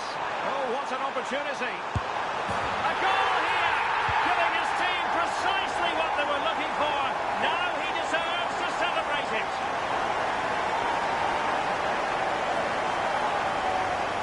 Here we can see it again. Sometimes 2-1. it's easy to be caught in two minds. He was just really composed and the keeper had no chance.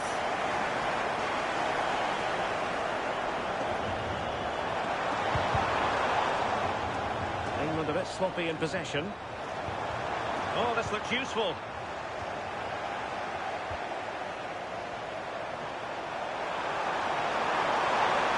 This could be the equaliser.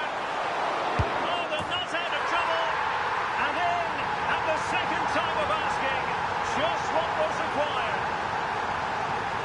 Well, looking at the replay, this is a really good initial save. You've got to feel sorry for him that the ball falls to an opponent. I'm not sure he could have done much more, to be honest. Chances on. And a goal! Crazy game. Back in front.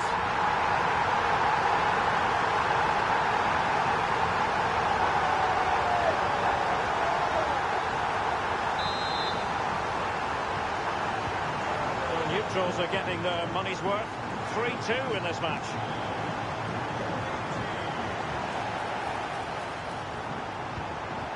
Will it happen for them? Rashford! And a goal! Another one! Two in quick succession. No wonder they're celebrating.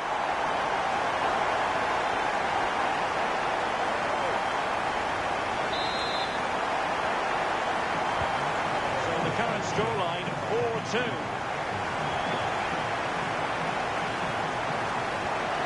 Kamaldeen Sulemana. So there might be a threat, but not so in the end. Good defending.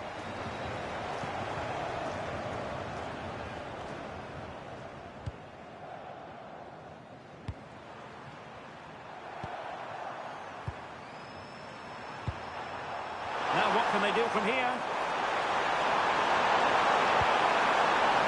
Well, the goalkeeper making sure he avoided a mishap. O'Reilly. Bellingham. Harry Kane.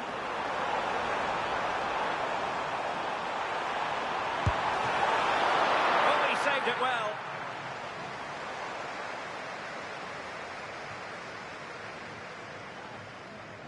Well, that's how to press.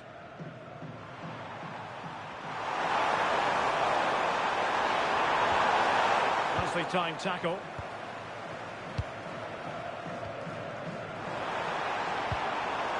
Conditions for the counter.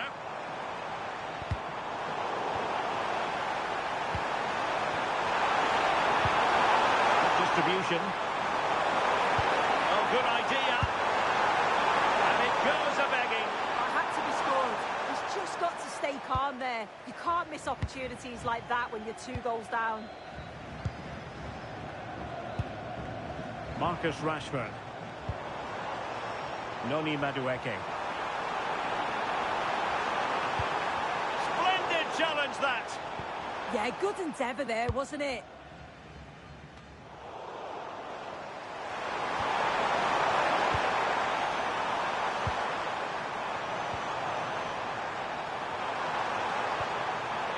Semenyo.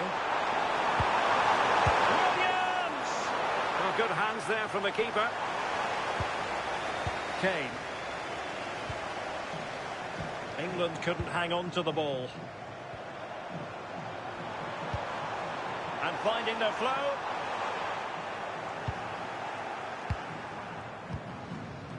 Jude Bellingham. Bellingham. Well, maybe a good position from which to counter.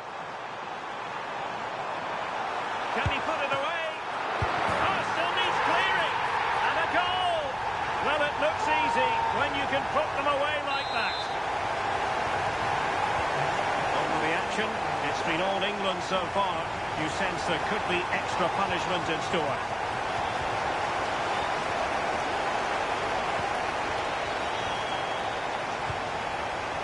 Alidou Seydou. Mensah. Decent position. Trying his luck. And the keeper taking it cleanly. Jude Bellingham.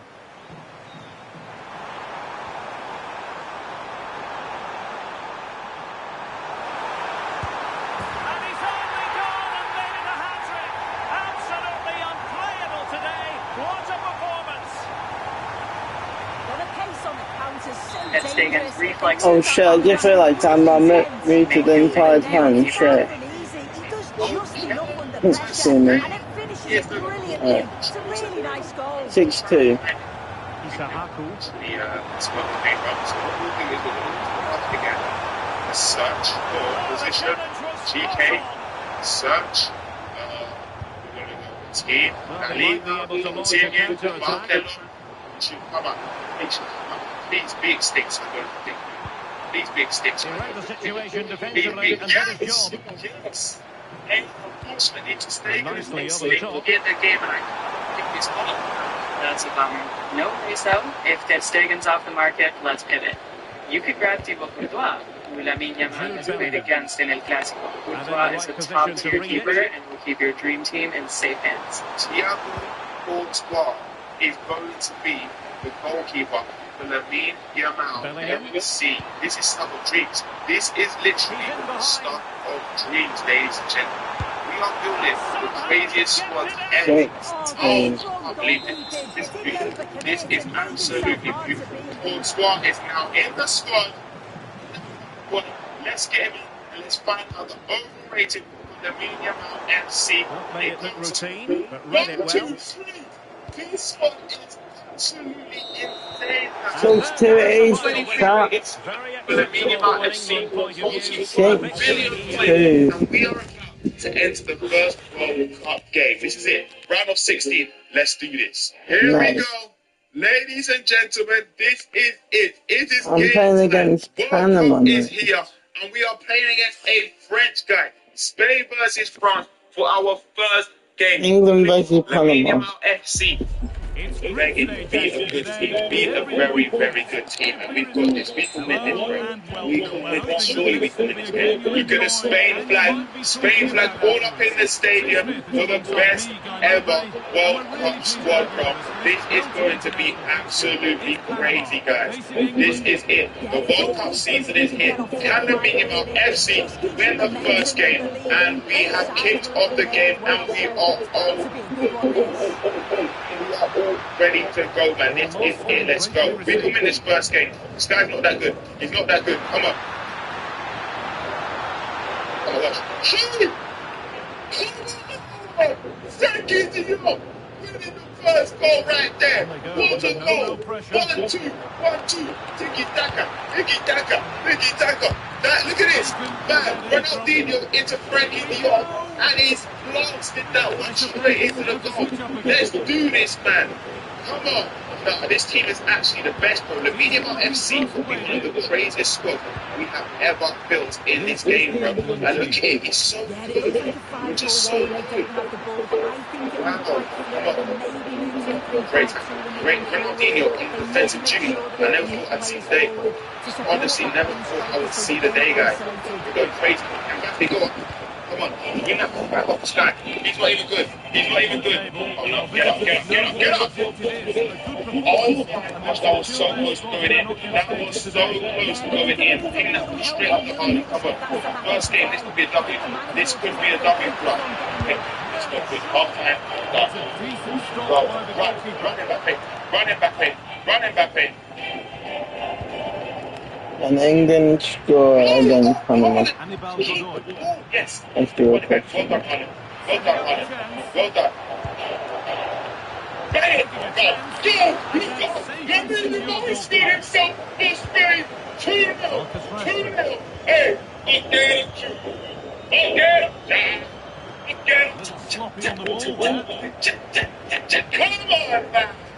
Look at it.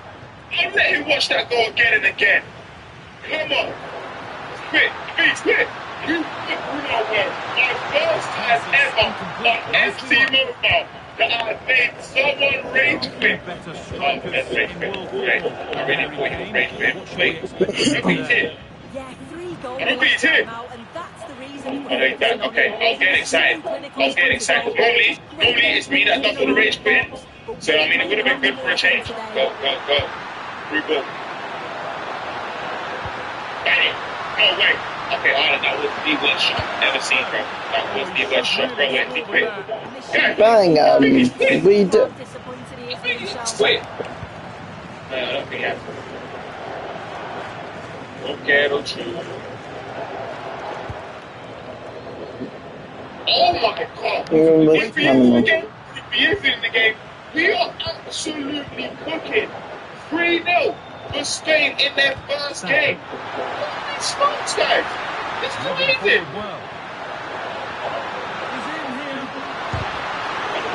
Done. Get him. Spain, we are We just had that. Rashford scored the first opening goal.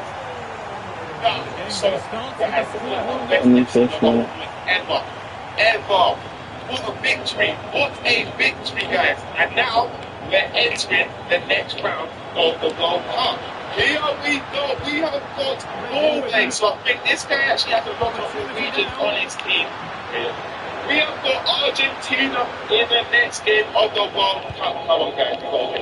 We have got to win. We are not getting knocked out by the previous champions, bro. I don't know why his Argentina team is wearing the Man City kit. That's a bit weird. But it's alright. We're going to focus. We're just going to stay focused and lock in. We're just going to lock in right now. Let's go. The bets. There we go. Come on. Get that, Pedri. Lost it already. Good interception. Oh my god. Okay, now this is my fault. I'm just giving him the ball. I'm literally passing him the ball. Maybe I should have signed here. He's just absolutely smashed it. Oh, we beat real bro. Look at this. I'm going to live stream. First time. You're going to live stream, okay. I'm saying we cannot get knocked out. Lock in. It's 1-0. Okay, maybe not. Maybe this football is actually good. Okay, but he told you play the good passes. Play the good passes. Play the key passes. Love that. Oh my gosh. Shit! Oh my gosh, he actually managed to foul the guy, bro. Did he shoot the nice shot? He scored. Believe it. And Rashford scored one more goal. Do not let him shoot. Oh my gosh. Rashford's carrying Holland. And he missed it. He's on me shoot and he smashes it top corner. What can I do? And the attack halted in its tracks. Shoot! How does this keeper save that? No. How can his keeper make all of these crazy saves? Still up for grabs. Lock him up, lock him up, lock him up! Oh my God. Oh my God. Diego has absolutely smashed me, bro. He has absolutely smashed me. What a finish, bro. He's absolutely banged that one into the goal, bro. No, this is actually embarrassing. I will delete this one. Yes. Oh my gosh. Oh my, no way. Not like this. Not like this. Keep up. Keep, please. Keep up, please. Keep a rush. What the? Oh, bro. Guys, what the crap? I'm looking at all of your tips in my comment section, but it's just not working. What do I do, bro? This guy cooked me. This guy's actually cooked me. We're never going to win the World Cup. If you want Any to player, join, you bro. can. Any player, man. And because I've lost that game, I've given away 10,000 FC points. Anyone who comments that, even you'll never win the World Cup.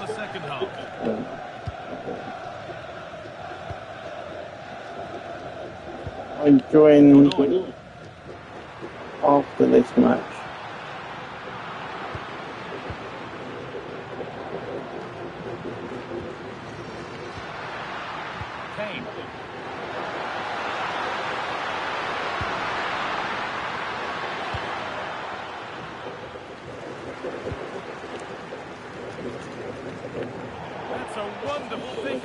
England are beating Panama at the moment 2-0. Not too bad. Bellingham. Now with Rashford. Moving forward under no real pressure.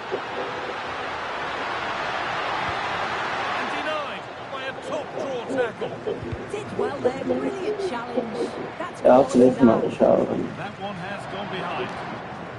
Well, he's produced a masterful performance up to this point. I put some things on. He's been the standout, the difference between the two teams, and at times he's been unplayable. The goals were clinical, but he just looked hungry for more. This has to be. It's in. 2-1 they score. needed that, and they're not out of this game yet.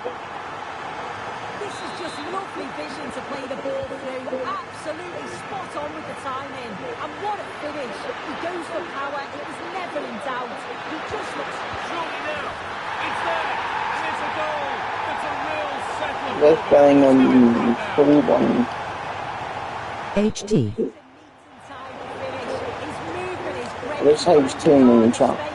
And then it's so composed.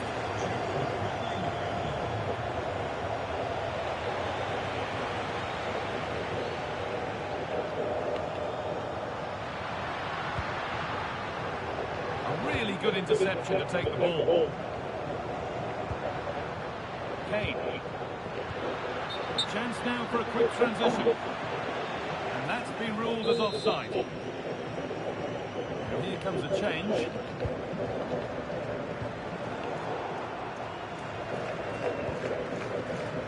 It's pinched Freddie's mind there.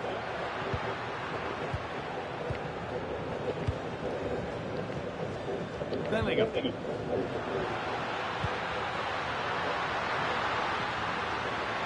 sign of stopping yet. And the promise of some... Well, actually, I'm taking off fast checker. He's pretty shit. happening is over. There we go. There's good width to this attack now. They've got rid of it, but the ball's sent behind. I've won this anyway. Into the box it goes. Excellent work. Chance to get back in this. And not this time, it's been saved. He's certainly looked lively, hasn't he? And you can see that he wants that second goal, but it's a good save from the keeper.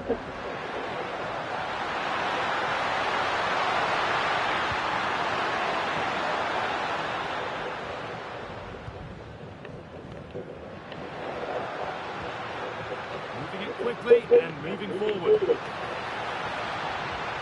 Oh, they were getting interested there, but not anymore.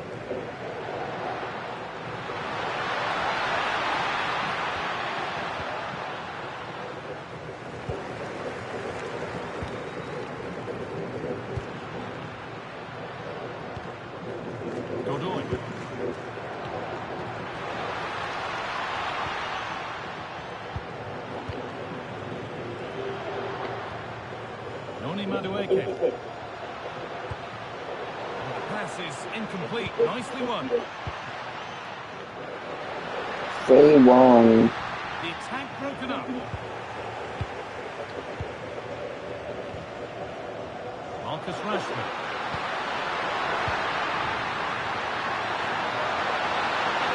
It's on here. And it's an easy save. Too easy. Yeah, you're right, guys. It's a big chance missed. He's got to do better. Hannibal Godoy. Promising move. Now what happens from here? And that's a shame for them. Nothing doing. 15 minutes remain. Noni Madueke. Now with Stones. Read the pass well and cuts it out.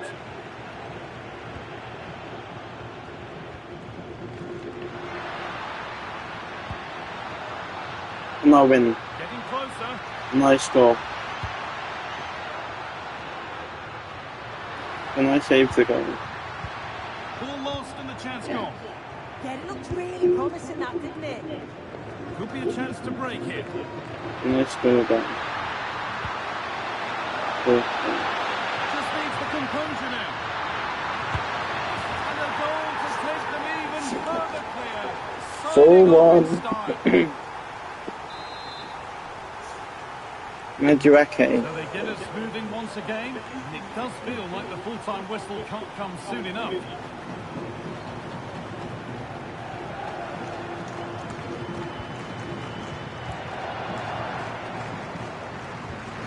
England. England. Jude Bellingham.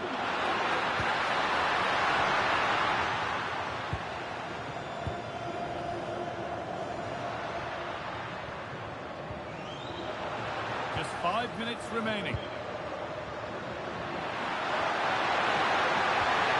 Jude Bellingham. On he goes, terrific. And he's scored again. 5-1. A question of just how many they'll get.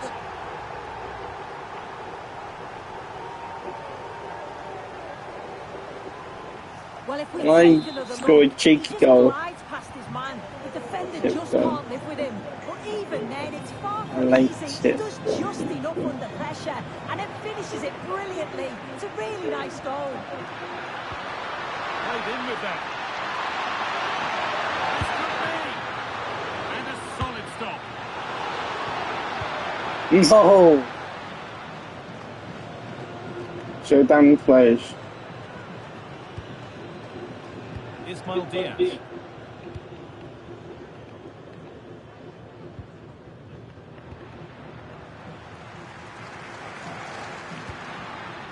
Lovely ball. This could lead to something. I've won the Naples. Oh, a great chance. So that Yeah, will do I it won. for today, and it's the visiting fans GG, who will go Panama. home the happier. Your overall impression. Well, that was really comfortable, wasn't it? The play going forward was so clinical. Took them apart at times and produced some top quality finishes too. It's a great result. Well, most would agree we've just witnessed something, again, really special from Jude Bellingham. That was a virtuoso performance. Yeah, he played well, didn't he? His movement was excellent, and on the ball he was a constant threat. Took his goals well too.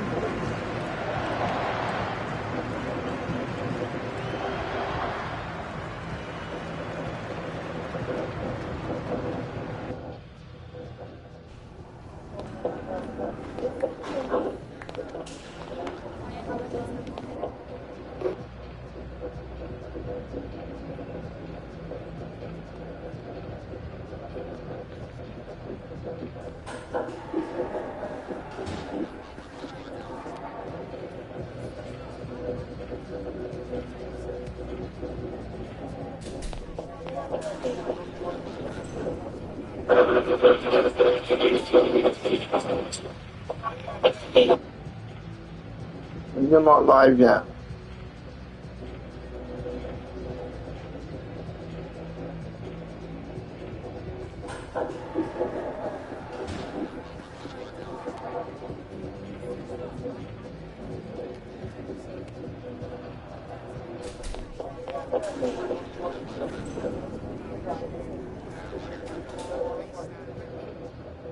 Hello everyone. If you don't know what's going on right now, the craziest thing is happening. Minecraft creators are being banned through an exploit in the existing player reporting system introduced to Minecraft 3 years ago. I am shocked, beyond dumbfounded. It's taken this long for this to happen, but it finally is. As you can already see, I am not banned right now. I'm currently on the Among Us world. So I was playing this yesterday with a group of friends. It's a map that I made 5 years ago that's still being played today. A bunch of YouTubers still want to try it, but as I was doing so, a YouTuber by the name of FC26 banned from Minecraft. Or he's literally using the pair last time. He can't use that time in there. Yeah, he's been competitive. Really pleased to have you with us for this exciting international fixture. It's England facing Croatia.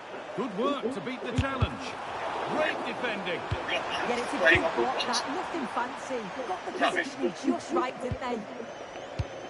This is the England team. Jordan Pickford is the goalkeeper. Bukayo Saka starts with Marcus Rashford out wide, and the main striker is Harry Kane. That's actually insane. Just Fantastic cross here. live. It's insane sometimes. Oh, what a chance! A crucial interception.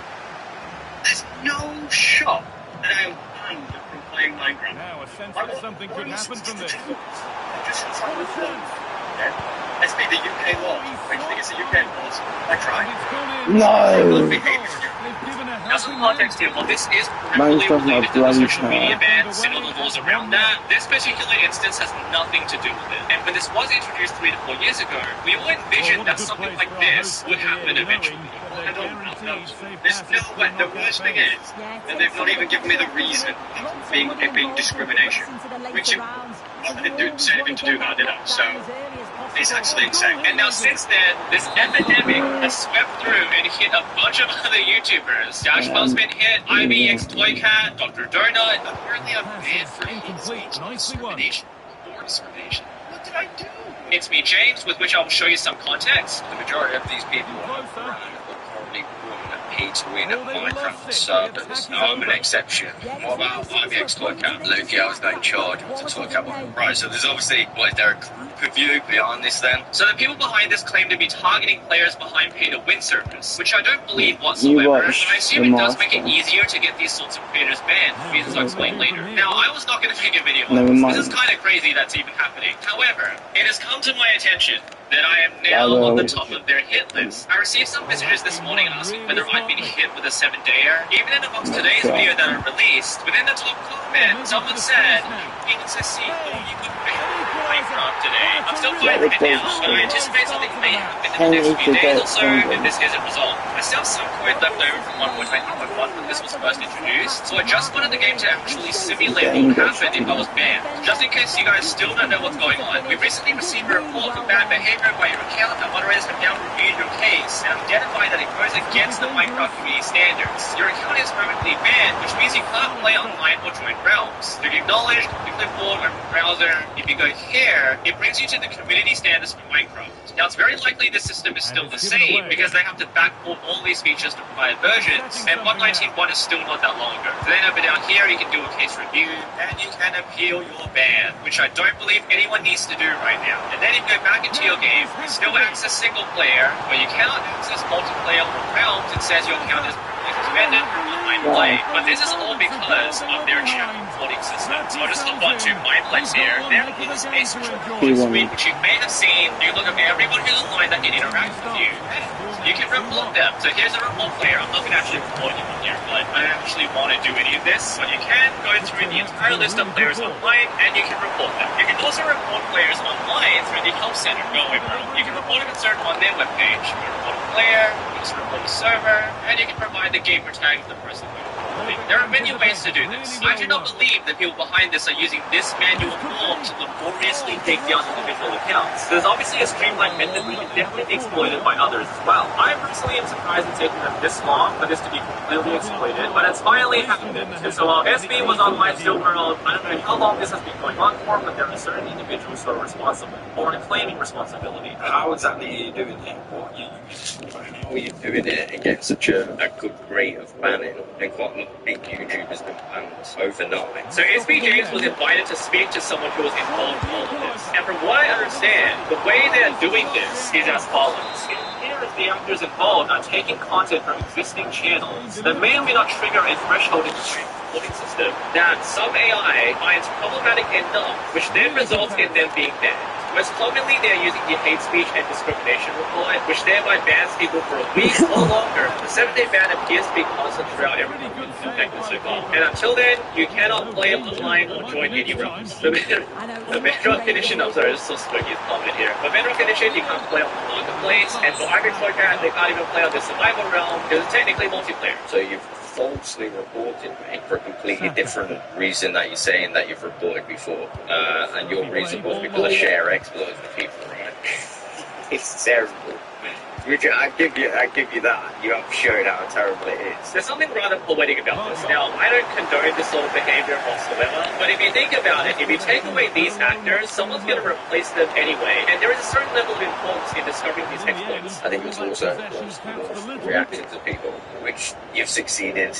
You've managed to get the reaction. And so they're looking for reactions, and they're looking for coverage of this behavior. And hopefully this video provides that. Now, Microsoft is fully away. Right now, it's a weekend, and maybe holidays, and they're not even able to handle this disaster. And so to those of you who are doing this, I provided that outlet right now. So here is a list of individuals who are yet to be hit but are on their hit list. And you can see my name is right up there. We've got Jude Lowe, Tubbo, Silent, Evident, Tom Pierce, Mr. Epic, NFC, Motives, and like that's just the start of it. It's so funny. Silent really wants to be banned, but he just can't make it happen right now. So I don't know how long this is going to last if it doesn't get dealt with. After a 1 week ban, it may turn into a multiple week ban because of like heated offenses, and how many other individuals in the Minecraft space are going to be hit. Obviously, none of these guys have done anything wrong. It's the multi-AI system with the false positive, but hey, if you guys want us an outlet for a video, I'm giving it to you. Insane. I'm probably recording this at 1 p.m. Australian time, or about 11 or 10 o'clock at night American time, very early morning UK. I'm not banned yet. We'll see what happens. The movement and the calm finish. It's a really nice goal, that. Ivan Perisic. Promising looking ball. Why are you spending money again? Oh, to everything.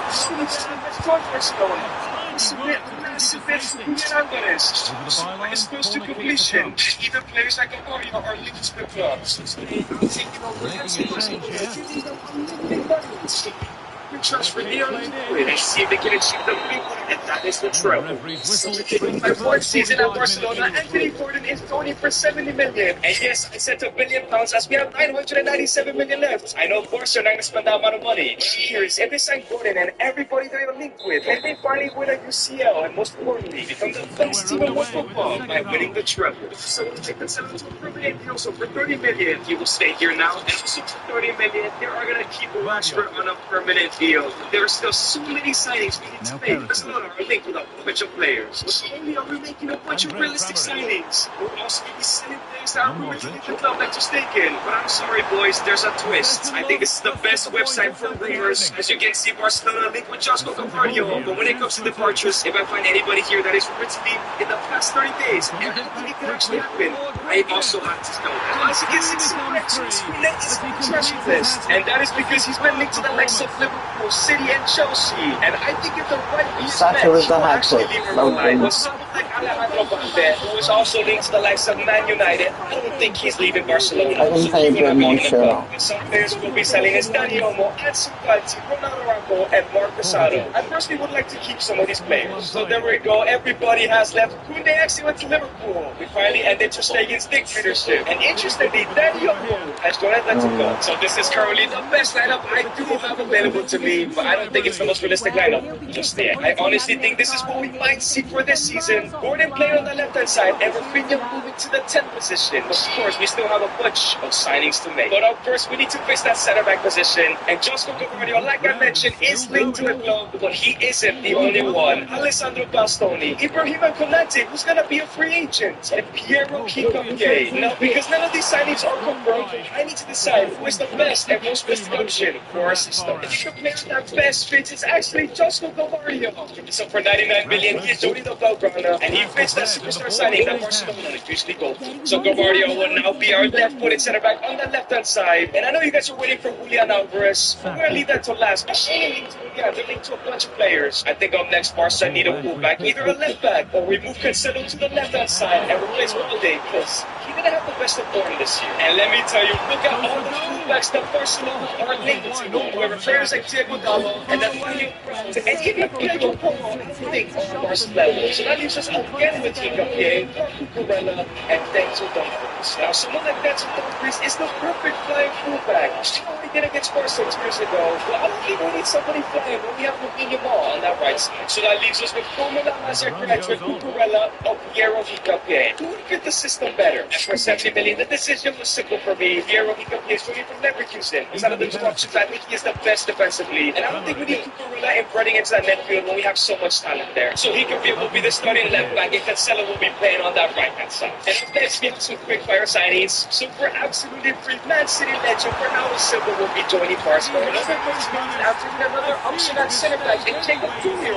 He has been linked to Barca, and he was actually very good at Porto last year. And finally, for another 32 million, Andrea Cambiaso from Juventus is coming in, because we don't have a backup for Cancelo on that right-hand side. So there we go, 3 bench signings for even more depth. But it's time we sign that number 9. Is it going to be Julian Alvarez or somebody else? Now, other than Julian, Barca also linked with Erling Braut Haaland, Henry Kane, Joao Pedro, and Lautaro Martinez. Normally, we would never go for Haaland, but in this reality, we have £1 billion. He's not shit. Now, Joao Pedro is too rated for this rebuild, and with Lautaro Martinez, there is a better option here. So, in my opinion, I think Barca, if they can, they should go for Erling Haaland. They need a goal scorer with a future in the box, but we're not gonna go for him. So that leaves us with Julian Alvarez, who's an incredible goal line and can finish as well. But for the better version of Julian, which is Harry Kane, this is going to be a tough decision. So I had to do it for 150 million. Julian Alvarez is joining Barcelona's final piece of the puzzle, as we'll be playing a bunch of games trying to win the treble for FC Barcelona. If you guys have enjoyed this video so far, make sure to subscribe and comment down below who would be the perfect Barcelona signing. So this is the brand new Barcelona side. It looks incredible. So this is the formation and approach we will have here at Barcelona. That extremely high line. And what better way to test out this brand new super team in the first UCL game against Copenhagen?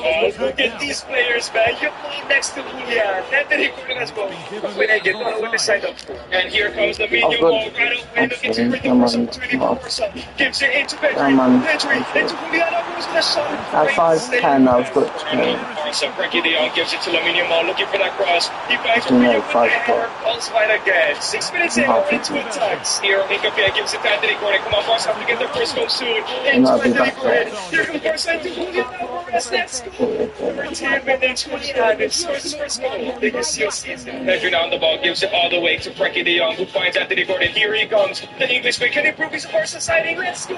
In only 10 minutes, Barca get a second and another goal for another new signing. And now here comes Barca on the counter-attack. Bernardo Silva, first couple minutes of the UCL as Barca player. Great pass into Lamine Yamal. Here comes Barcelona. Can they make it 3? Lamine gets back. Gives all the way to Rafinha. Well said. Barcelona are running wild in the opening last day of the Champions League. Marcus Rashford gives it into Andrea Cambiaso. Cambiaso into Bernardo Silva. Here comes Barcelona. Can they get a final 4-1? Yes, they do. Bernardo Silva is sweating the win. Experienced man. And it's all over. Barca picked up the first 3 points in the Champions League. But of course, they'll be facing big clubs like Madrid and El Clasico, and probably PSG as they're trying to win the treble this year. But up next is the first Clasico of the season, and it's very important because currently Barca are 10 points with Atletico, and Real Madrid are 4 behind. If Barca want to stay in front of Real, they need to win this game. But it won't be easy because Madrid had a huge transfer window, bringing in Schlotterbeck, Rodri from Man City, Nico Paz from Como, and Mikel Olise from Real Madrid. Oh boy, this is going to be a tough game. And here comes Real Madrid straight away, and back with the shots. Easy save for Garcia there. Lamine Yamal gives it back into Joao Cancelo. Cancelo gives it to Lamine Yamal. Here comes Barca, first attack of the entire game. Lamine cuts back. Ball into Rafinha, who fights to Garcia. Who gives it to And it's a lock-in. Here comes Kylian Mbappe. It seems like there's no Olise in this lineup. But it's Andrew who's returned from Sir Bobby Johnson took out Mbappe. That goes in. But it's offside. Look, great tackle. Frankie de Jong gives it to Anthony Gordon. Here comes Barcelona. They need a goal already. Lamine Yamal on the ball. Scores it into Joao Cancelo. Cancelo back in the middle. Into Gordon. No, it's a save. Here comes Edric on the ball. Great tackle from Guardiola again. Come on. Come on. It's about time. Somebody scores a goal. And here comes Lamine driving with the ball. We know he's dangerous from here. Lamine gives it to Julian. Julian into Anthony Gordon with a shot. And it goes in. Started from a great tackle from Guardiola. And now the Englishman makes it. Sir Bobby Charlton on the ball. Here comes Edric with a shot. Great save, Garcia. And now here comes Rafinha on the ball with a through ball into Lamine Yamal. Second half. Barcelona looking to extend their lead here. It's Lamine with the person. Gordon takes a touch. It's a shot. And it goes in. Here comes Real Madrid. Nico Pass on the ball. Looking to go ahead and start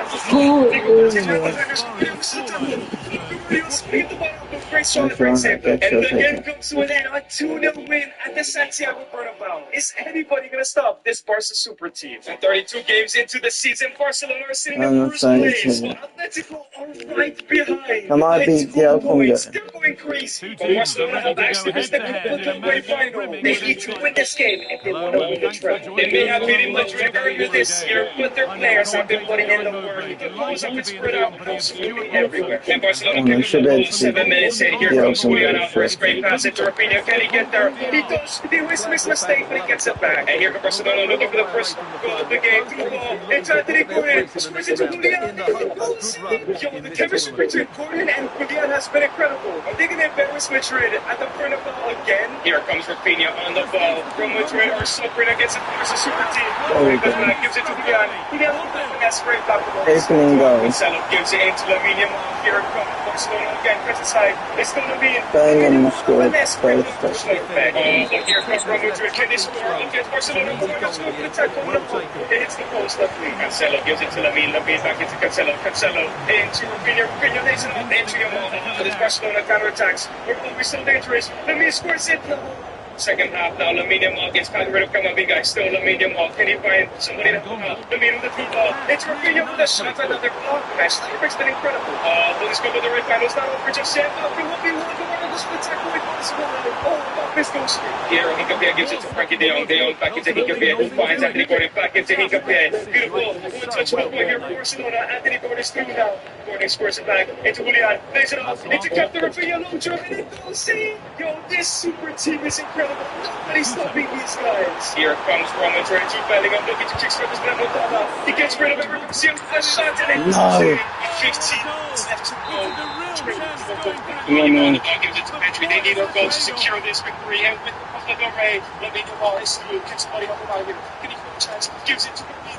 To Rashford, brilliant Rashford, he got a first down. 5 minutes left to go. Here it comes Vinny. So much direction time. Vinny, great block for Garcia. Joao Cancelo, great pass into Lamine Yamal. Come on. Put a dagger into Real Madrid. And with the first careless there as the ball changes hands. Through ball into Turan. Please don't miss him. Easily here. Getting their first trophy of victory. And boys, I'm not sure if anyone's going to beat them this season. Boys, up next, it's actually the last game of the season against Atleti. And these guys have not let up 102 points as Barca have 105. The league title is going to be decided on the final day. And it seems like they spent the Alvarez money well with Cucurella, Dusan Vlahovic, Tijani Rangers. Of course, we saw Dani Olmo to them. And Igor Thiago. And it's very simple. Win this game and they're having a domestic goal. And as long as they're in the UCL final, they can win a trip. The next Bayana is now in the ball. Here comes Atletico to miss tackle. Marco Garcia. Which is 1v1 with the shot. Garcia, great save. Here comes Barcelona building up the first attack of this game. Rafinha's on the ball, finds a through ball into Anthony Gordon. Goes back, gives it back to Rafinha, loses it though. Cucurella, great tackle. Joao Cancelo gives it to Lamine, into Julian. Gives it to his own teammates. We're going to find out today. Rafinha on the ball, gives it into Julian. Julian holds up the play, but into Rafinha. It's been a beautiful 4 minutes until halftime. It's been a dead game. Of course, Simeone is working the rest here. Rafinha through the ball into Julian. Against his own teammates. He makes it in. After all the drama, he returns to Atletico and scores against them. They're going to win the league surely. But now in the second half, here come Atletico de Madrid. Oh no. It's Dani Olmo with a shot. Great block from Kubarsi. And now it's Lamine Yamal. Come on, we need another goal here just to make sure there's no bottle jobbing happening today. And now it's Lamine Yamal. Goes inside. It's still Lamine. He's still Lamine. Gives the integrity for him. 20. Finish that, man. That shoot. Lamine Yamal gives it into Rafinha. And Rafinha driving down the middle. That's been one really smart. Julian has returned to Atletico. And let's go, Barcelona lift the league title. They have been unstoppable. Can they win the treble if they're in the UCL fight? And they did it undefeated. This has to be the greatest Barca side of all time in terms of results. But in the Champions League, they lost one of the games. They beat them. And of course, it was PSG, man. But in the round of 16, they destroyed Napoli. Quarterfinals, they destroyed Galatasaray 9-2. And in the semis, they beat Tottenham. But it's Real Madrid again. Here I thought they faced PSG or but they had the chance to win a triple. Real Madrid's heads. Early finish been incredible, and they UCL for them. Julian Alvarez got it in La Liga. And Lamine Yamal was the top assist maker in La Liga as well. But the video will end here. Loss or win has Julian got 38 and 40. I'm glad we decided on him. 28 and 15 for Rafinha. 16 and 2 for Gordon. 12 and 25 for Lamine. 12 and 4 for Rashford as well. And De Jong will be suspended for the final. We have to bring in the experience of Bernardo Silva here. Going to be into -5, but the growth of this team has been incredible. You already on 94. But of course, this is different. Real Madrid in the UCL in Atletico Stadium. We have spent the whole season, but when it comes to UCL finals, Madrid always step up. And the UCL final kicks off with Lamine Yamal. Gives it to Pedro. It's Lamine Yamal. It's the season. It's the lead. And well deserved. I'm winning. Gives it back to Gordon. Finds Rafinha. Rafinha with the blue ball all the way to Anthony. Here the force on gets the time. Finds Rafinha. Can he cover it? No. 2-1 winning. Gives it into Anthony Gordon. Back into Rafinha. Rafinha with the brilliant blue ball. Julian Alvarez moving on. You see him finally. Again, it's the other thing though. Season. Rafinha finds a blue ball and he finds Julian once again.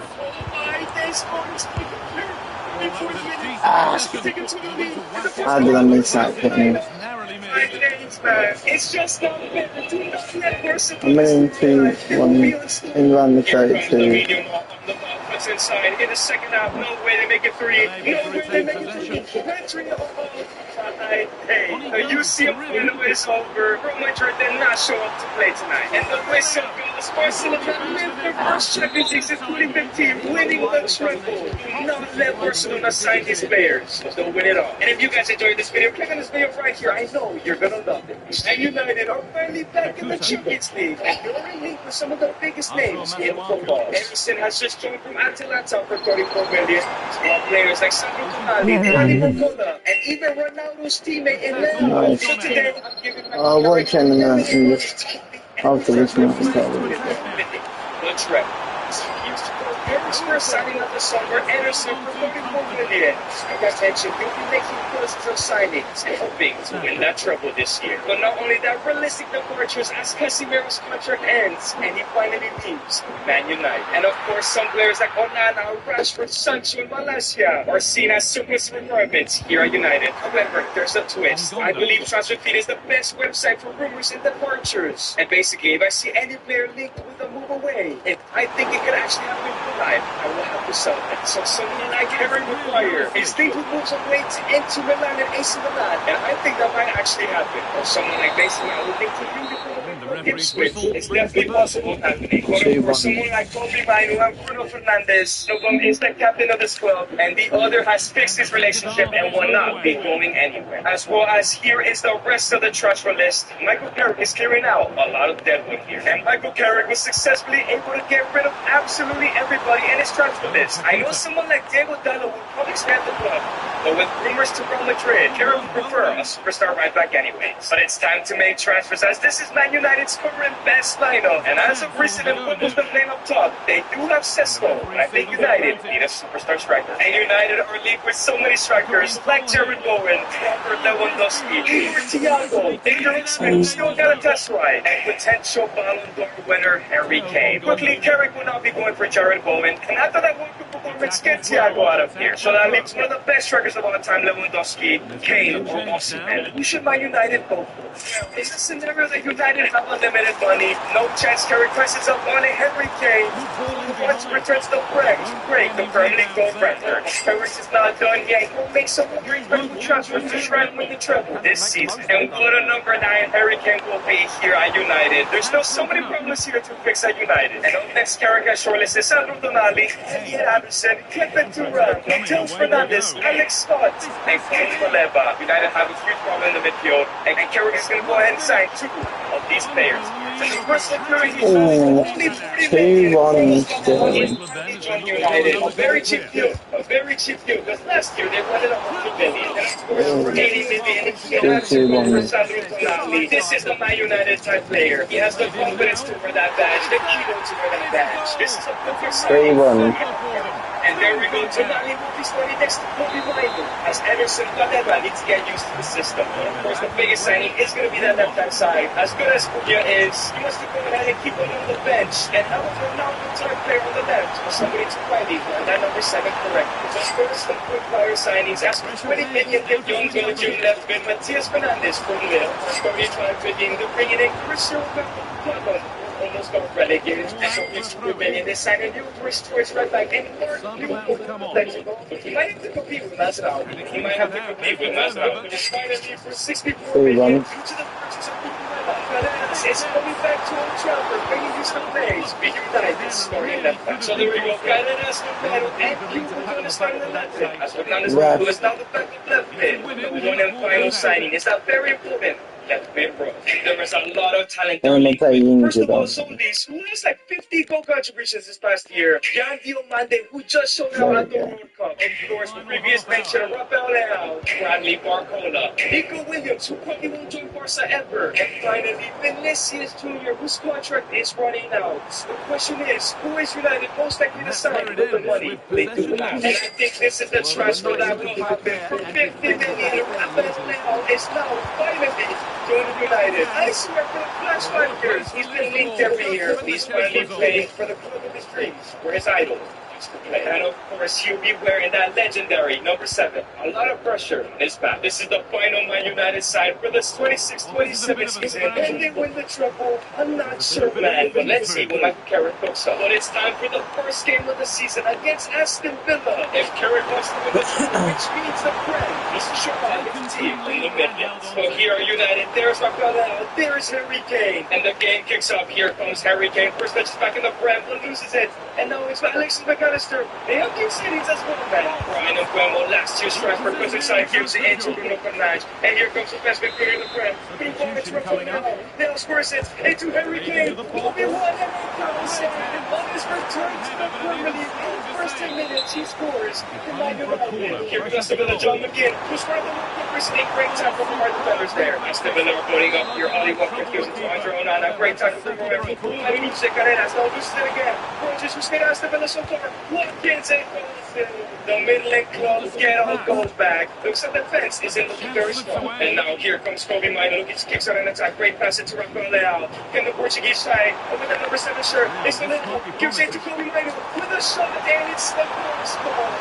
Here comes Aston Villa again. Rogers on the ball. Into Evi Buendia. Back into Rogers. Who's playing with a bunch of guys. Ollie Watkins. It's 1v1 against Sonny Lovitz. Getting get there. Lovely goes here. And in just 3 minutes, Aston Villa finally take the lead. I remember learning to a lot of great defenders like Kevlar. Oh no, they might go 3-1 up in this game. I go first. McAllister in the middle. John McGinn, who's going to work on Watkins, and it's that crossbar. Back into Buendia, and it goes in. It hasn't even been halftime, and Man United are getting spanked. Something needs to change. But Ederson is the change being made for the second half. Gives it to Rafael now, and here's United. Not ready to give up. It gets into Harry Kane instead. Back into Sandro Tonali. Finds Mbeumo. Into Harry Kane. No driven, nothing gets blocked. But here comes Rafael now. Can he change this game? He's done nothing much in this game. Harry Kane back at the ball. Looking to great play here. Fernandes. Into Lance Finesse. And he'll come equalizer. 15 minutes left to play. 6 minutes left to go. Man United never give up. We know that. And here comes Ederson. Ederson into Rafael now. And now the goal scorer gives it into Bruno Fernandes. Here comes Bruno. 1v1. Looking to score all the way to Rafael. Why is he not shooting that? Corner kick, 2 minutes after go. Bruno with the cross in. Gives it to Mathias, and then with the nice one kick is saved by the keeper. But there was going to be no drama tonight since Aston Villa picked up the 3 points. I don't know if this United side is good enough and they made the right signings to win the Premier League, let alone the treble. But it's time for United's first big clash against Barcelona in the Champions League group phase. And Barca have made transfers of their own.